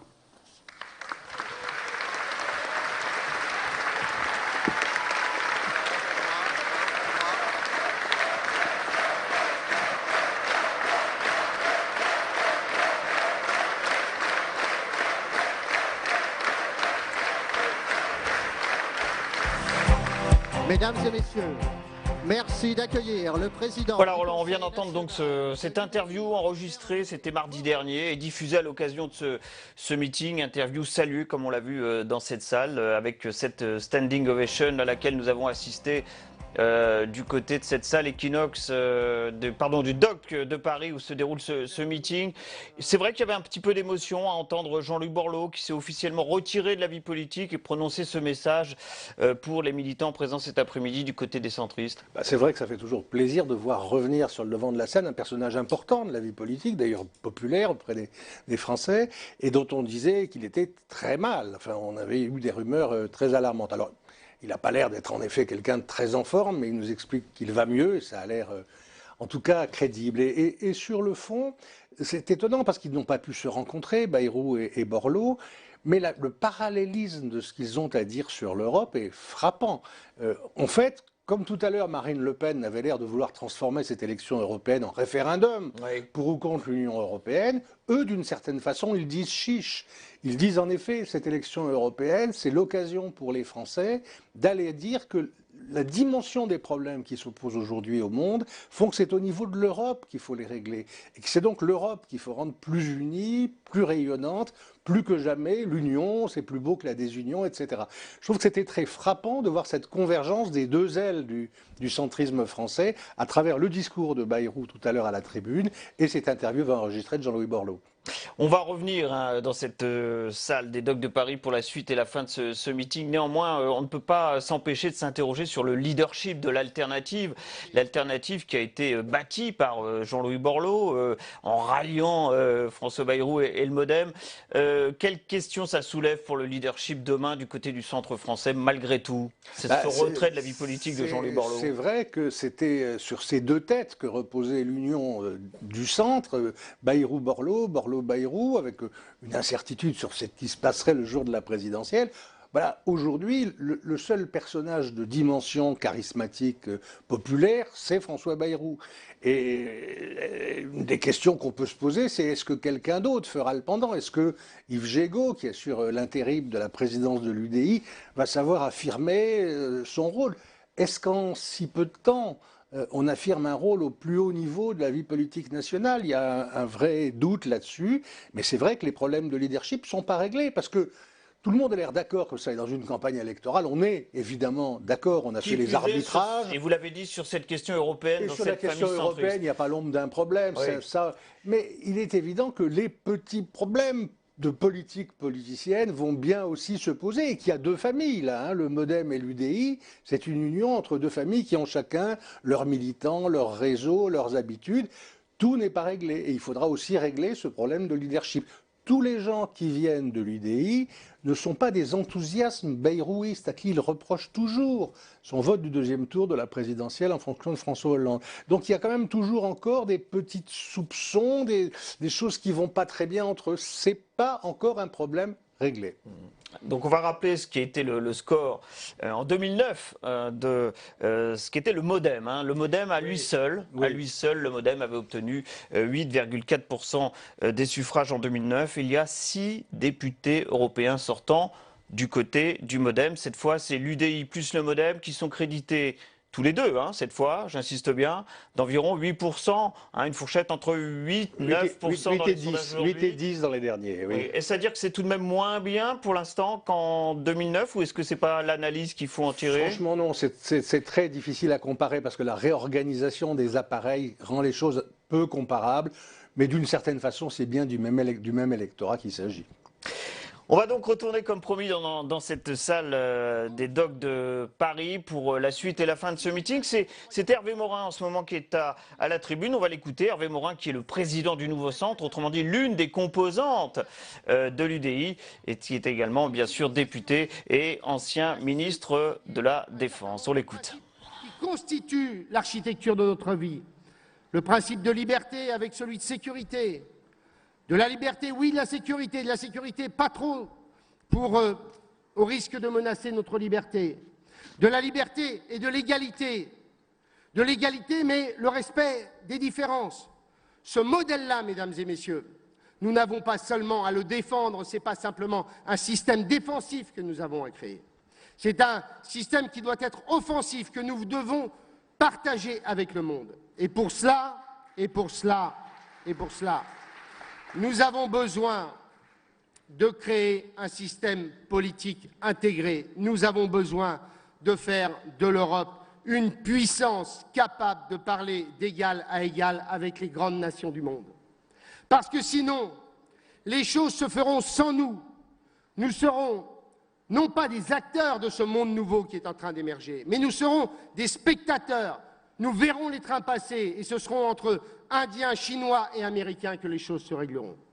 Si nous voulons être des acteurs du XXIe siècle, si nous voulons inspirer la nouvelle gouvernance du monde, nous avons l'impérieuse nécessité, l'obligation de constituer cet ensemble politique capable de peser sur les grands arbitrages. Parce que, mes chers amis, si vous voulez bien regarder les choses de près, la gouvernance de l'ONU de 1945, c'est les dernières années. Dans quelques années, les grandes puissances émergentes vous expliqueront qu'elles ont leur place dans une nouvelle organisation du monde. Mes chers amis, face à ça, est-ce que pour défendre cette nouvelle gouvernance mondiale, nous devons être chacun dans notre coin ou au contraire rassemblés pour porter l'idée que nous nous faisons de ce monde nouveau? Bien entendu, la réponse, vous la connaissez. Mon ami tunisien, tout à l'heure, Mehdi, quand il a évoqué ce qui se passait en Tunisie, je vous le dis, l'inertie, la passivité de l'Europe est purement et simplement scandaleuse. Ce qui est en train de se passer en Tunisie, c'est ce dont nous rêvions au moment des printemps arabes. Ce qui se passe en Tunisie, ce n'est pas simplement l'affaire du Tunisien, ce n'est pas simplement l'affaire des deux rives de la Méditerranée. Ce qui se passe en Tunisie est une affaire qui concerne non seulement l'Europe, mais le monde entier. C'est l'exemple d'un pays capable de dire « nous sommes musulmans, mais nous sommes capables d'aller vers une démocratie pluraliste ». Et ce qui se crée, et ce que les Tunisiens sont en train de construire, cela sera fondateur des prochaines décennies pour les deux rives de la Méditerranée. Ce qui se passe en Tunisie réglera ou pourra régler la relation entre les deux rives de la Méditerranée. Et face à ça, que font les Européens? Rien ou presque. On a eu la visite des deux ministres des Affaires étrangères français et allemands il y a 15 jours ou 3 semaines, mais c'est tout. Nous devrions en faire au contraire un grand plan Marshall. Nous devrions nous sentir concernés au premier plan. Et face à ça, eh bien, nous ne sommes pas capables de déployer une politique étrangère, une politique de coopération avec nos amis qui sont en train d'accéder à la démocratie. Je vais prendre un deuxième exemple lié à mes anciennes responsabilités, je m'arrêterai là. Il y aurait un magnifique combat que devraient mener les Européens. Il n'y a pas simplement celui de l'environnement. Il y aurait un autre combat, c'est celui de l'abolition de l'arme nucléaire sur la planète. Ce serait... Seuls les Européens peuvent porter ce combat, parce qu'ils ont leur histoire et parce qu'ils n'ont pas l'arsenal nucléaire des Russes et des Américains, qui ont 90% de l'arsenal nucléaire mondial. Mes chers amis, le TNP, le traité de non-prolifération, c'est un traité qui ne tiendra pas sur le long terme. Parce que quand nous disons que c'est une arme pour assurer notre indépendance et notre souveraineté. Pourquoi les puissances émergentes de demain ne considéreraient pas, elles non plus, que c'est une arme pour assurer leur souveraineté et leur indépendance? Eh bien, face à ça, il y aurait pour les Européens un formidable message si nous avions une politique étrangère, c'est de dire, pour éviter l'hiver nucléaire, eh bien, nous allons porter l'idée de l'abolition de l'arme nucléaire pour les décennies qui viennent et pour assurer non pas la destruction de la planète comme elle sera forcément, où on voit très bien qu'un jour ou l'autre, la prolifération nous amènera à la catastrophe finale. Eh bien, face à ça, nous aurions là un message de paix et un message de responsabilité extraordinaire pour les générations futures. Voilà ce que devraient porter les Européens. Voilà pourquoi nous avons besoin d'avoir une Europe puissance, d'avoir une Europe politiquement intégrée. Et ça, c'est absolument le message que nous devons porter durant cette campagne. En conclusion, je voudrais simplement vous dire une chose. Dénoncez celles et ceux qui vous expliquent qui sont aussi défenseurs de l'Europe. Regardez-les, ceux qui sont aux manettes du pays depuis plus d'une trentaine d'années, depuis 1981. Je parle de l'UMP et du Parti socialiste. Ils nous disent, mais nous aussi on est européens. Mais qu'ont-ils fait de cette campagne électorale? Pas même un meeting national, pas même de grands débats pour faire en sorte que cette question soit intégrée dans le débat démocratique et dans le débat public. Ils ont changé, nos camarades socialistes, tous les modes de scrutin, sauf le mode de scrutin le plus débile, c'est-à-dire le mode de scrutin européen tel qu'il est fait en France. Ils nous ont expliqué 5 fois en 15 ans que le traité qui venait d'être voté était le bon traité, tout en engageant immédiatement la discussion suivante. Et vous pourriez prendre sujet après sujet. Ils ont fait de l'Europe une Europe intergouvernementale. Et ils ont oublié que l'Europe, ça n'est pas la somme des intérêts des nations, mais que l'intérêt général européen transcende l'intérêt des nations, mais, bien entendu, favorise l'intérêt des nations. Et c'est cela que nous devons défendre. Alors, mon cher Guy, en mot de conclusion, avant de te passer la parole, quand j'étais ministre de la Défense, on a eu un sommet en Belgique de l'Union européenne et mon collègue européen nous a offert des boutons de manchette aux couleurs de la Belgique. Je dois dire qu'il m'arrive très rarement de les porter. Alors, mon cher Guy, ce que je te propose, c'est que je vais t'en donner un ce soir et je te donnerai le suivant dans quelques semaines lorsque tu seras président de la Commission. Merci.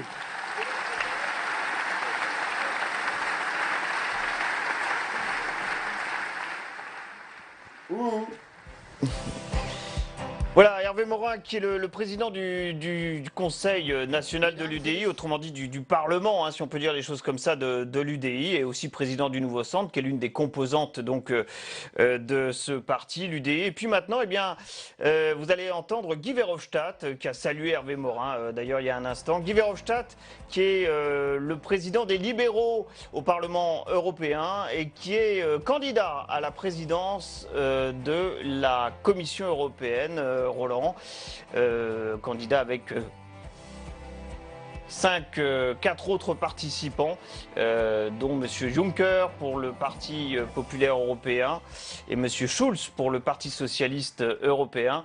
Guy Verhofstadt, ancien Premier ministre belge, et qui est donc soutenu par les centristes français pour cette présidence de la Commission européenne. On l'écoute. Ah oui, là, donc ce sont... Tout d'abord, mes chers amis, merci beaucoup de m'avoir invité à ce... Je ne sais pas s'il y a beaucoup eu de grandes manifestations des autres partis où il y avait le candidat à la présidence de la Commission. En tout cas, ils l'ont fait en secret. Hein, c'est ça, parce que moi, je n'ai pas de souvenir de ça. Et ça montre déjà tout de suite la différence entre vous et les autres partis politiques en France.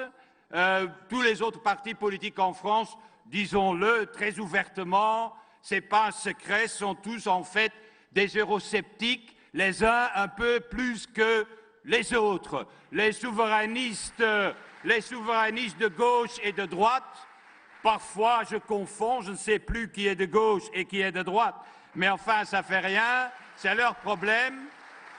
Puis l'UMP complètement divisé entre un grand groupe d'eurosceptiques et l'un ou l'autre encore qui voit la lumière.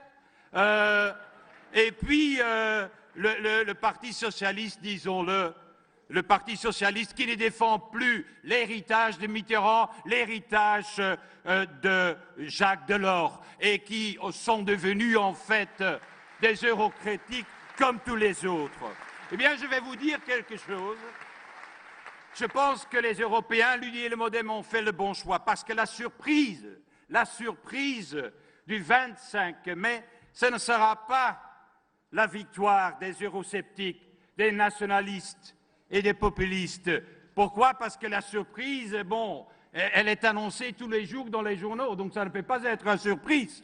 La surprise, oui, quand tous les jours j'ouvre la télévision et je lis et j'entends, oui, ils vont gagner. Bon, la surprise sera quelque chose d'autre. La surprise sera la naissance d'un mouvement centriste pro-européen en France et partout en Europe. Ça sera la surprise. Et je dois vous dire que ce sera le cas.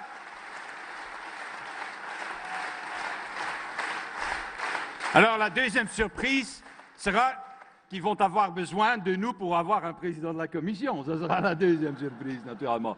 Mais de ça, on va parler plus tard, après les résultats et après les élections. Mais ce que nous proposons, c'est quoi au juste?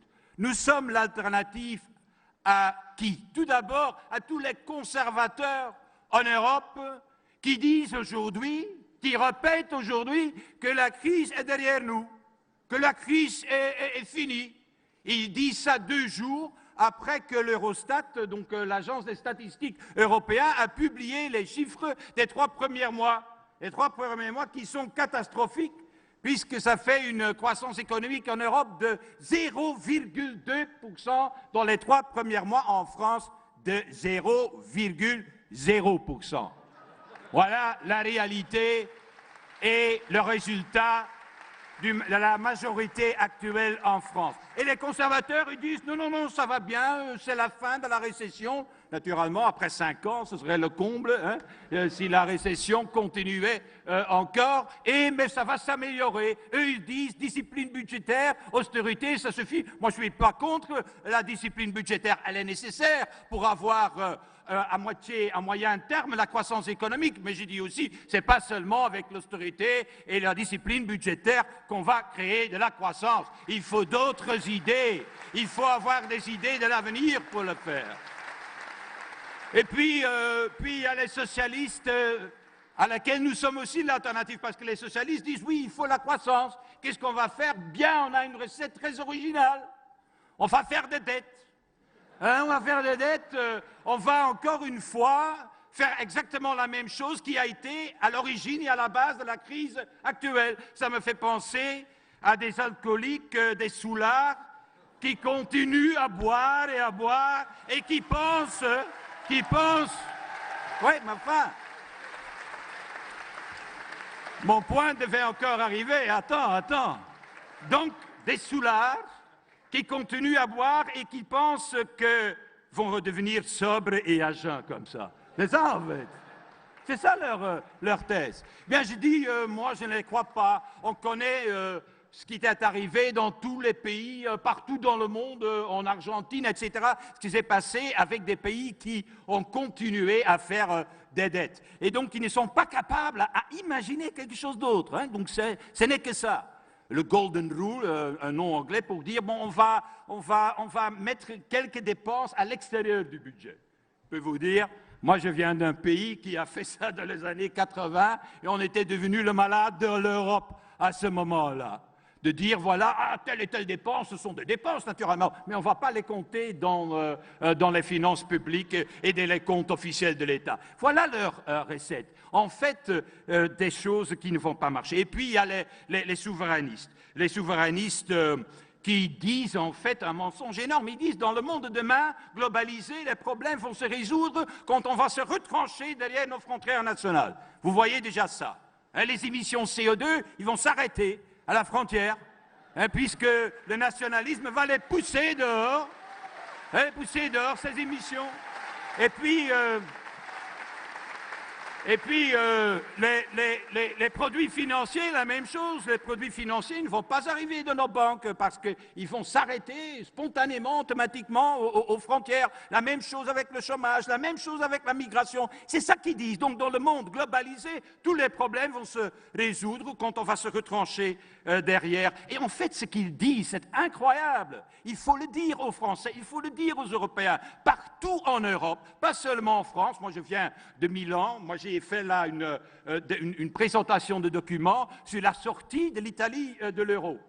Incroyable. Parce que dans tous ces pays, ce qu'ils prennent en fait, c'est retourner à la monnaie nationale, ce qui veut dire une dévaluation d'au moins 10, 15, 20% demain ou après-demain quand ils sont au pouvoir. C'est ça que ça veut dire. Donc, en fait, partout, les eurosceptiques essayent de nous expliquer qu'ils défendent les intérêts des familles et des simples citoyens en proposant une dévaluation de 20, de 25 ou de 30%, ce qui veut dire une perte de pouvoir d'achat de ces mêmes familles et de ces mêmes citoyens. Et en plus, quand je vois, quand Ruslan a été ici et nous a demandé notre aide pour la lutte, pour la démocratie. Moi, j'ai été avec Marielle sur la place Maïdan. Ce que j'ai vu, ce n'est pas une grande guerre géopolitique ou jeu géostratégique entre Européens et les Russes ou Poutine. Ce que j'ai vu, c'était des simples citoyens qui veulent vivre dans un État démocratique, non corrompu. Ça, j'ai vu sur la place Maïdan. Et quand je vois alors que Marine Le Pen fait en fait campagne ensemble, aide M. Poutine.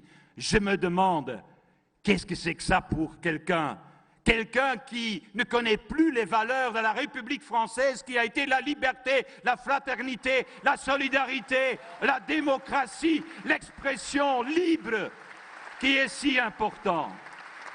Je me demande en fait comment c'est possible que ces eurosceptiques peuvent aller, en fait, s'associer avec le tsar, je l'appelle comme ça, Poutine, le tsar, qui ne veut pas une démocratie pour son propre peuple. Alors, ce que nous proposons aux Européens et aux citoyens, c'est très simple. C'est une stratégie nouvelle pour sortir de la crise. Nous disons discipline budgétaire est nécessaire, mais il nous faut aussi une stratégie de croissance. Et cette stratégie de croissance, on ne l'a pas inventée nous-mêmes. Moi, je dois vous dire, quand j'ai fait le programme, et j'ai présenté le programme pour les 5 prochaines années, à la tête de la Commission, j'ai pensé à un autre président de la Commission. Le seul défaut qu'il a, c'est qu'il est socialiste, mais tout le reste va bien avec lui. C'était Jacques Delors. Et on m'a critiqué dans le débat, il y a 2 jours, M. Schulz, parce que j'avais osé utiliser le nom de Delors comme mon exemple pour la... Et j'ai dit, c'est normal, il est socialiste, a dit Schulz. Et je dis, naturellement, il est socialiste. C'est un socialiste intelligent, ce n'est pas toujours le cas. Voilà, c'est ça le problème avec les socialistes. Mais lui, oui. Il est intelligent, en plus, il aime le football, il aime la Belgique, donc voilà, il n'y a rien de mauvais à dire. Mais c'est lui, vous vous rappelez, dans les années 80, on était aussi dans les difficultés économiques. Dans les années 80, il y a fait des difficultés au niveau de nos différentes économies énormes. Et puis, à un certain moment, et il y avait aussi l'euroscepticisme, ça avait un autre nom. L'eurosclérose, c'était le nom. L'eurosclérose. Et puis, il y avait partout le mouvement européen qui devait vraiment charger contre cette mentalité. Et lui, Delors, avec les industries, avec les milieux économiques, avait pensé à une idée de sortir l'Europe. Il avait lancé l'idée du marché intérieur. avec ces dates mythiques, 1992. Et tout le monde, pendant des années, parlait de ça, de se préparer à ce saut en avant dans l'intégration européenne. C'était ça l'idée de Delors. Et les différentes entreprises, tant en France que dans d'autres pays, ont anticipé ça, ont vraiment créé la croissance. Mais il faut exactement faire la même chose aujourd'hui pour sortir de la crise. Ce n'est pas faire des dettes, c'est de ne pas rien faire comme les conservateurs le proposent, mais c'est vraiment lancer une deuxième vague d'intégration européenne dans les domaines qui sont porteurs d'avenir. Les banques, dans le secteur des banques, dans le secteur des marchés des capitaux, par exemple, on a encore 28 marchés différents. Si vous avez une propriété quelque part en Europe et vous voulez faire dans un autre pays un investissement, vous ne pouvez pas utiliser votre propriété comme garantie pour avoir un crédit dans une autre banque. Donc ça reste 28 marchés qui sont différenciés et qui n'ont pas de liquidité, certainement pas comparés aux États-Unis. La même chose au niveau de l'énergie. La communauté énergétique, elle n'existe pas. Plutôt que de faire entrer, par exemple, de la production d'énergie solaire qui est faite dans certains pays dans le marché européen, on aime plutôt de faire entrer le gaz de la Russie dans notre communauté.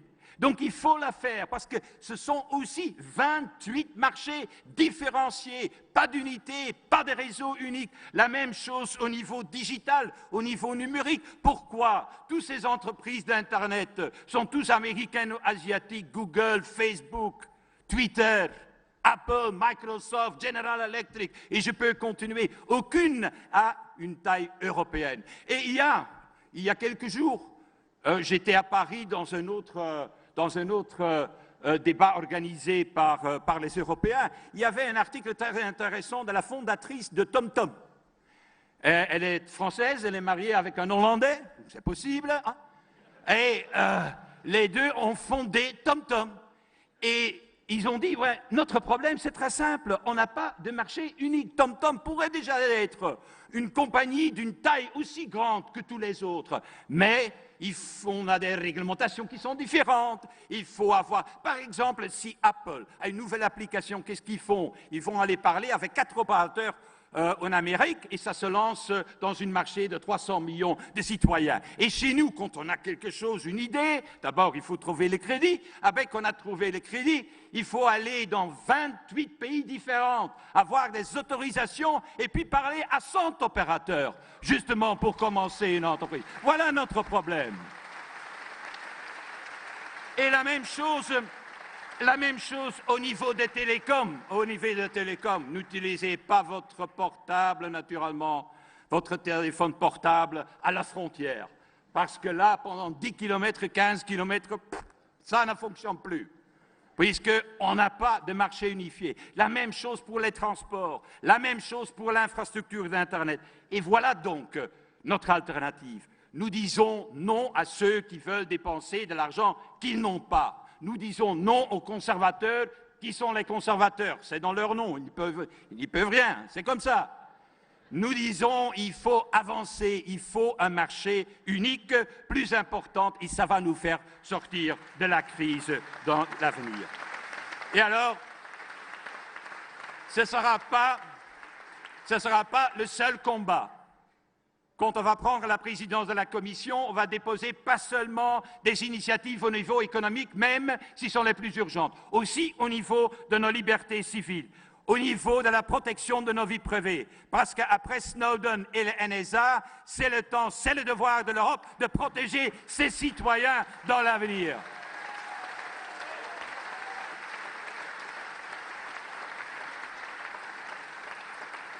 Et mes chers amis, pour réaliser tout ça, on a besoin d'une nouvelle commission. Une commission qui, de nouveau, utilise tout à fait le droit d'initiative qu'elle a. Il faut savoir que c'est la seule institution qu'il a. Ce n'est pas le Parlement qui peut déposer des textes législatifs. Ce n'est même pas le Conseil avec tous les chefs d'État et de gouvernement réunis qui peuvent le faire. Ce n'est que la Commission. Et c'est ça qui a manqué les 10 dernières années.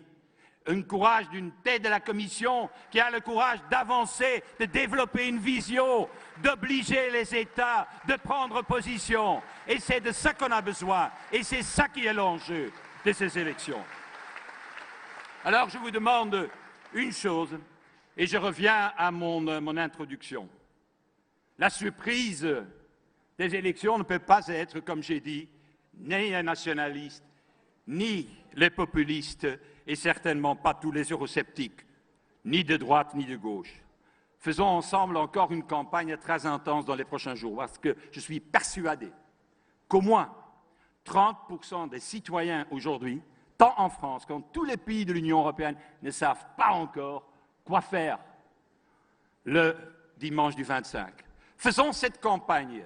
Faisons la campagne d'une manière intense, personnelle, et faisons de sorte que la vraie surprise du 25 mai, ce sera la naissance d'un mouvement pro-européen, radicalement pro-européen. Merci.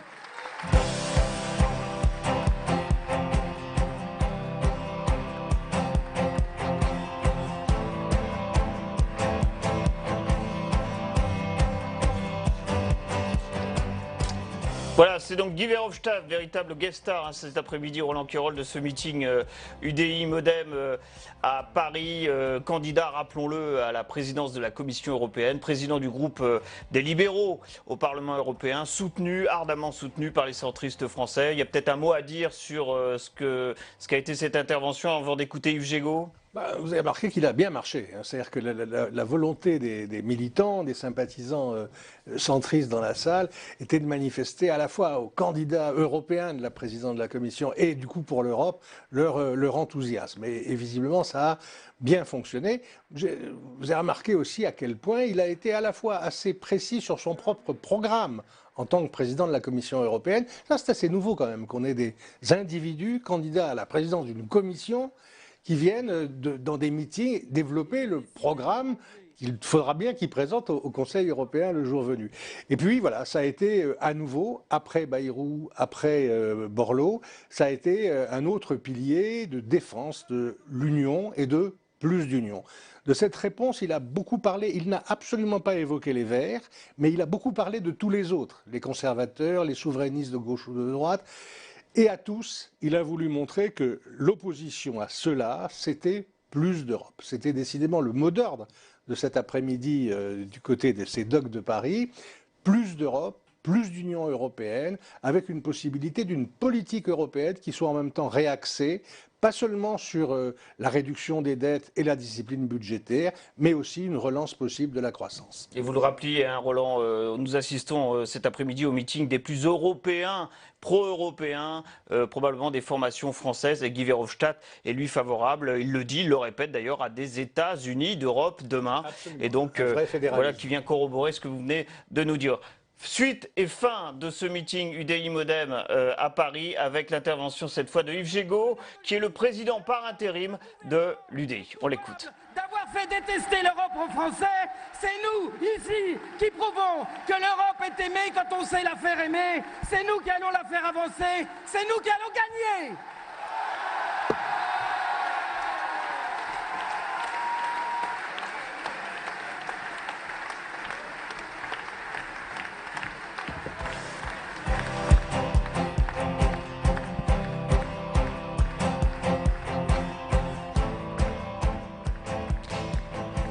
Voilà, alors on était un petit peu en retard, c'est vrai, du côté de l'UDI et du MoDem, à tel point que finalement, vous l'avez vu, Roland, et nos amis téléspectateurs ont pu le constater aussi, eh bien Yves Gégaud n'a pas prononcé le discours prévu, tout cela pour rester dans le timing qui était prévu, sans doute parce que Guy Verhofstadt a parlé un petit peu plus longtemps que prévu.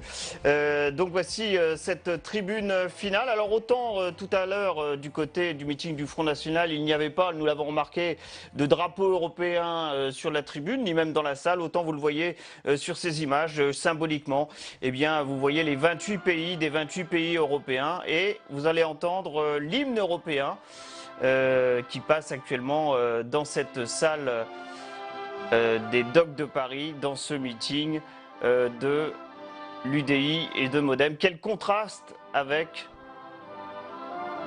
le Front National. On écoute ces quelques notes, l'hymne européen donc, qui résonne dans ce meeting UDI-Modem.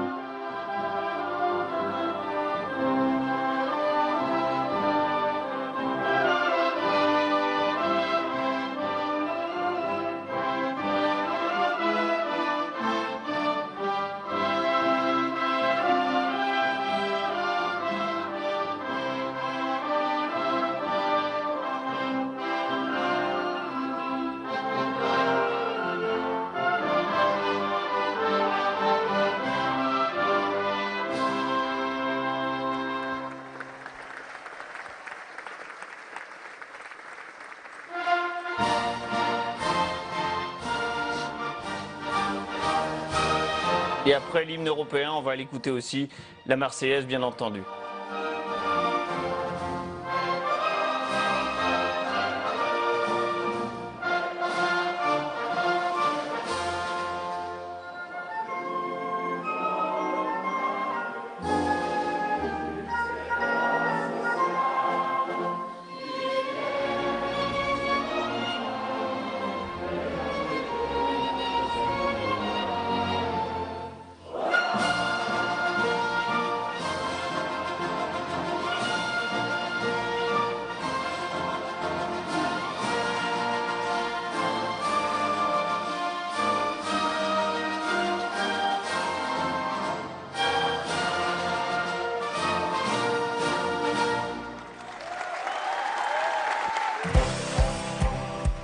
Voilà Roland, ainsi s'achève donc ce meeting UDI Modem à Paris que nous avons vécu ensemble. Un dernier mot peut-être pour conclure sur ce que nous avons vu cet après-midi. Je crois une symbolique très forte là de ces deux hymnes, l'hymne à la joie de Beethoven, l'hymne européen, et puis la Marseillaise. C'est rare qu'on termine sur deux hymnes. Jadis, les communistes chantaient la Marseillaise et l'Internationale.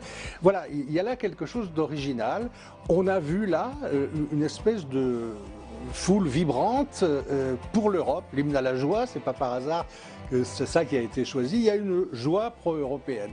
Elle a été assez peu présente dans cette campagne européenne. Évidemment, c'était tout le contraire de ce que nous avons vu avec Marine Le Pen, pour qui le monstre européen est l'ennemi absolu du peuple français, et il s'agirait de terrasser le monstre européen dans ces élections européennes. Là, au contraire, on a ce mariage fusionnel de la Marseillaise et de l'hymne à la joie. Merci beaucoup Roland Quérol de nous avoir accompagnés tout au long de cet après-midi. On vous retrouvera bien sûr à l'occasion de notre soirée électorale sur LCP et Public Sénat. Ça sera bien sûr dimanche prochain, le 25 mai, à partir de 19h30. Grande soirée électorale sur les chaînes parlementaires. Et puis d'ici là, et notez-le, vendredi prochain, le 23 mai, eh bien, nous vous proposerons cette fois 4 meetings pour clôturer cette campagne européenne. Roland, meeting de l'UMP, meeting du Front de gauche, meeting des Verts, et puis ça sera en direct le dernier meeting du Parti Socialiste qui aura lieu à Lyon vendredi 23 mai, en présence notamment du Premier ministre Manuel Valls. Ça sera à suivre sur nos antennes, sur les chaînes parlementaires à partir de 18h30 vendredi prochain, avant notre grande soirée électorale, et vous en serez, Roland, bien sûr, dimanche prochain. Bonne fin d'après-midi à tous et à toutes, et à très bientôt sur les antennes d'LCPAN et de Public Sénat.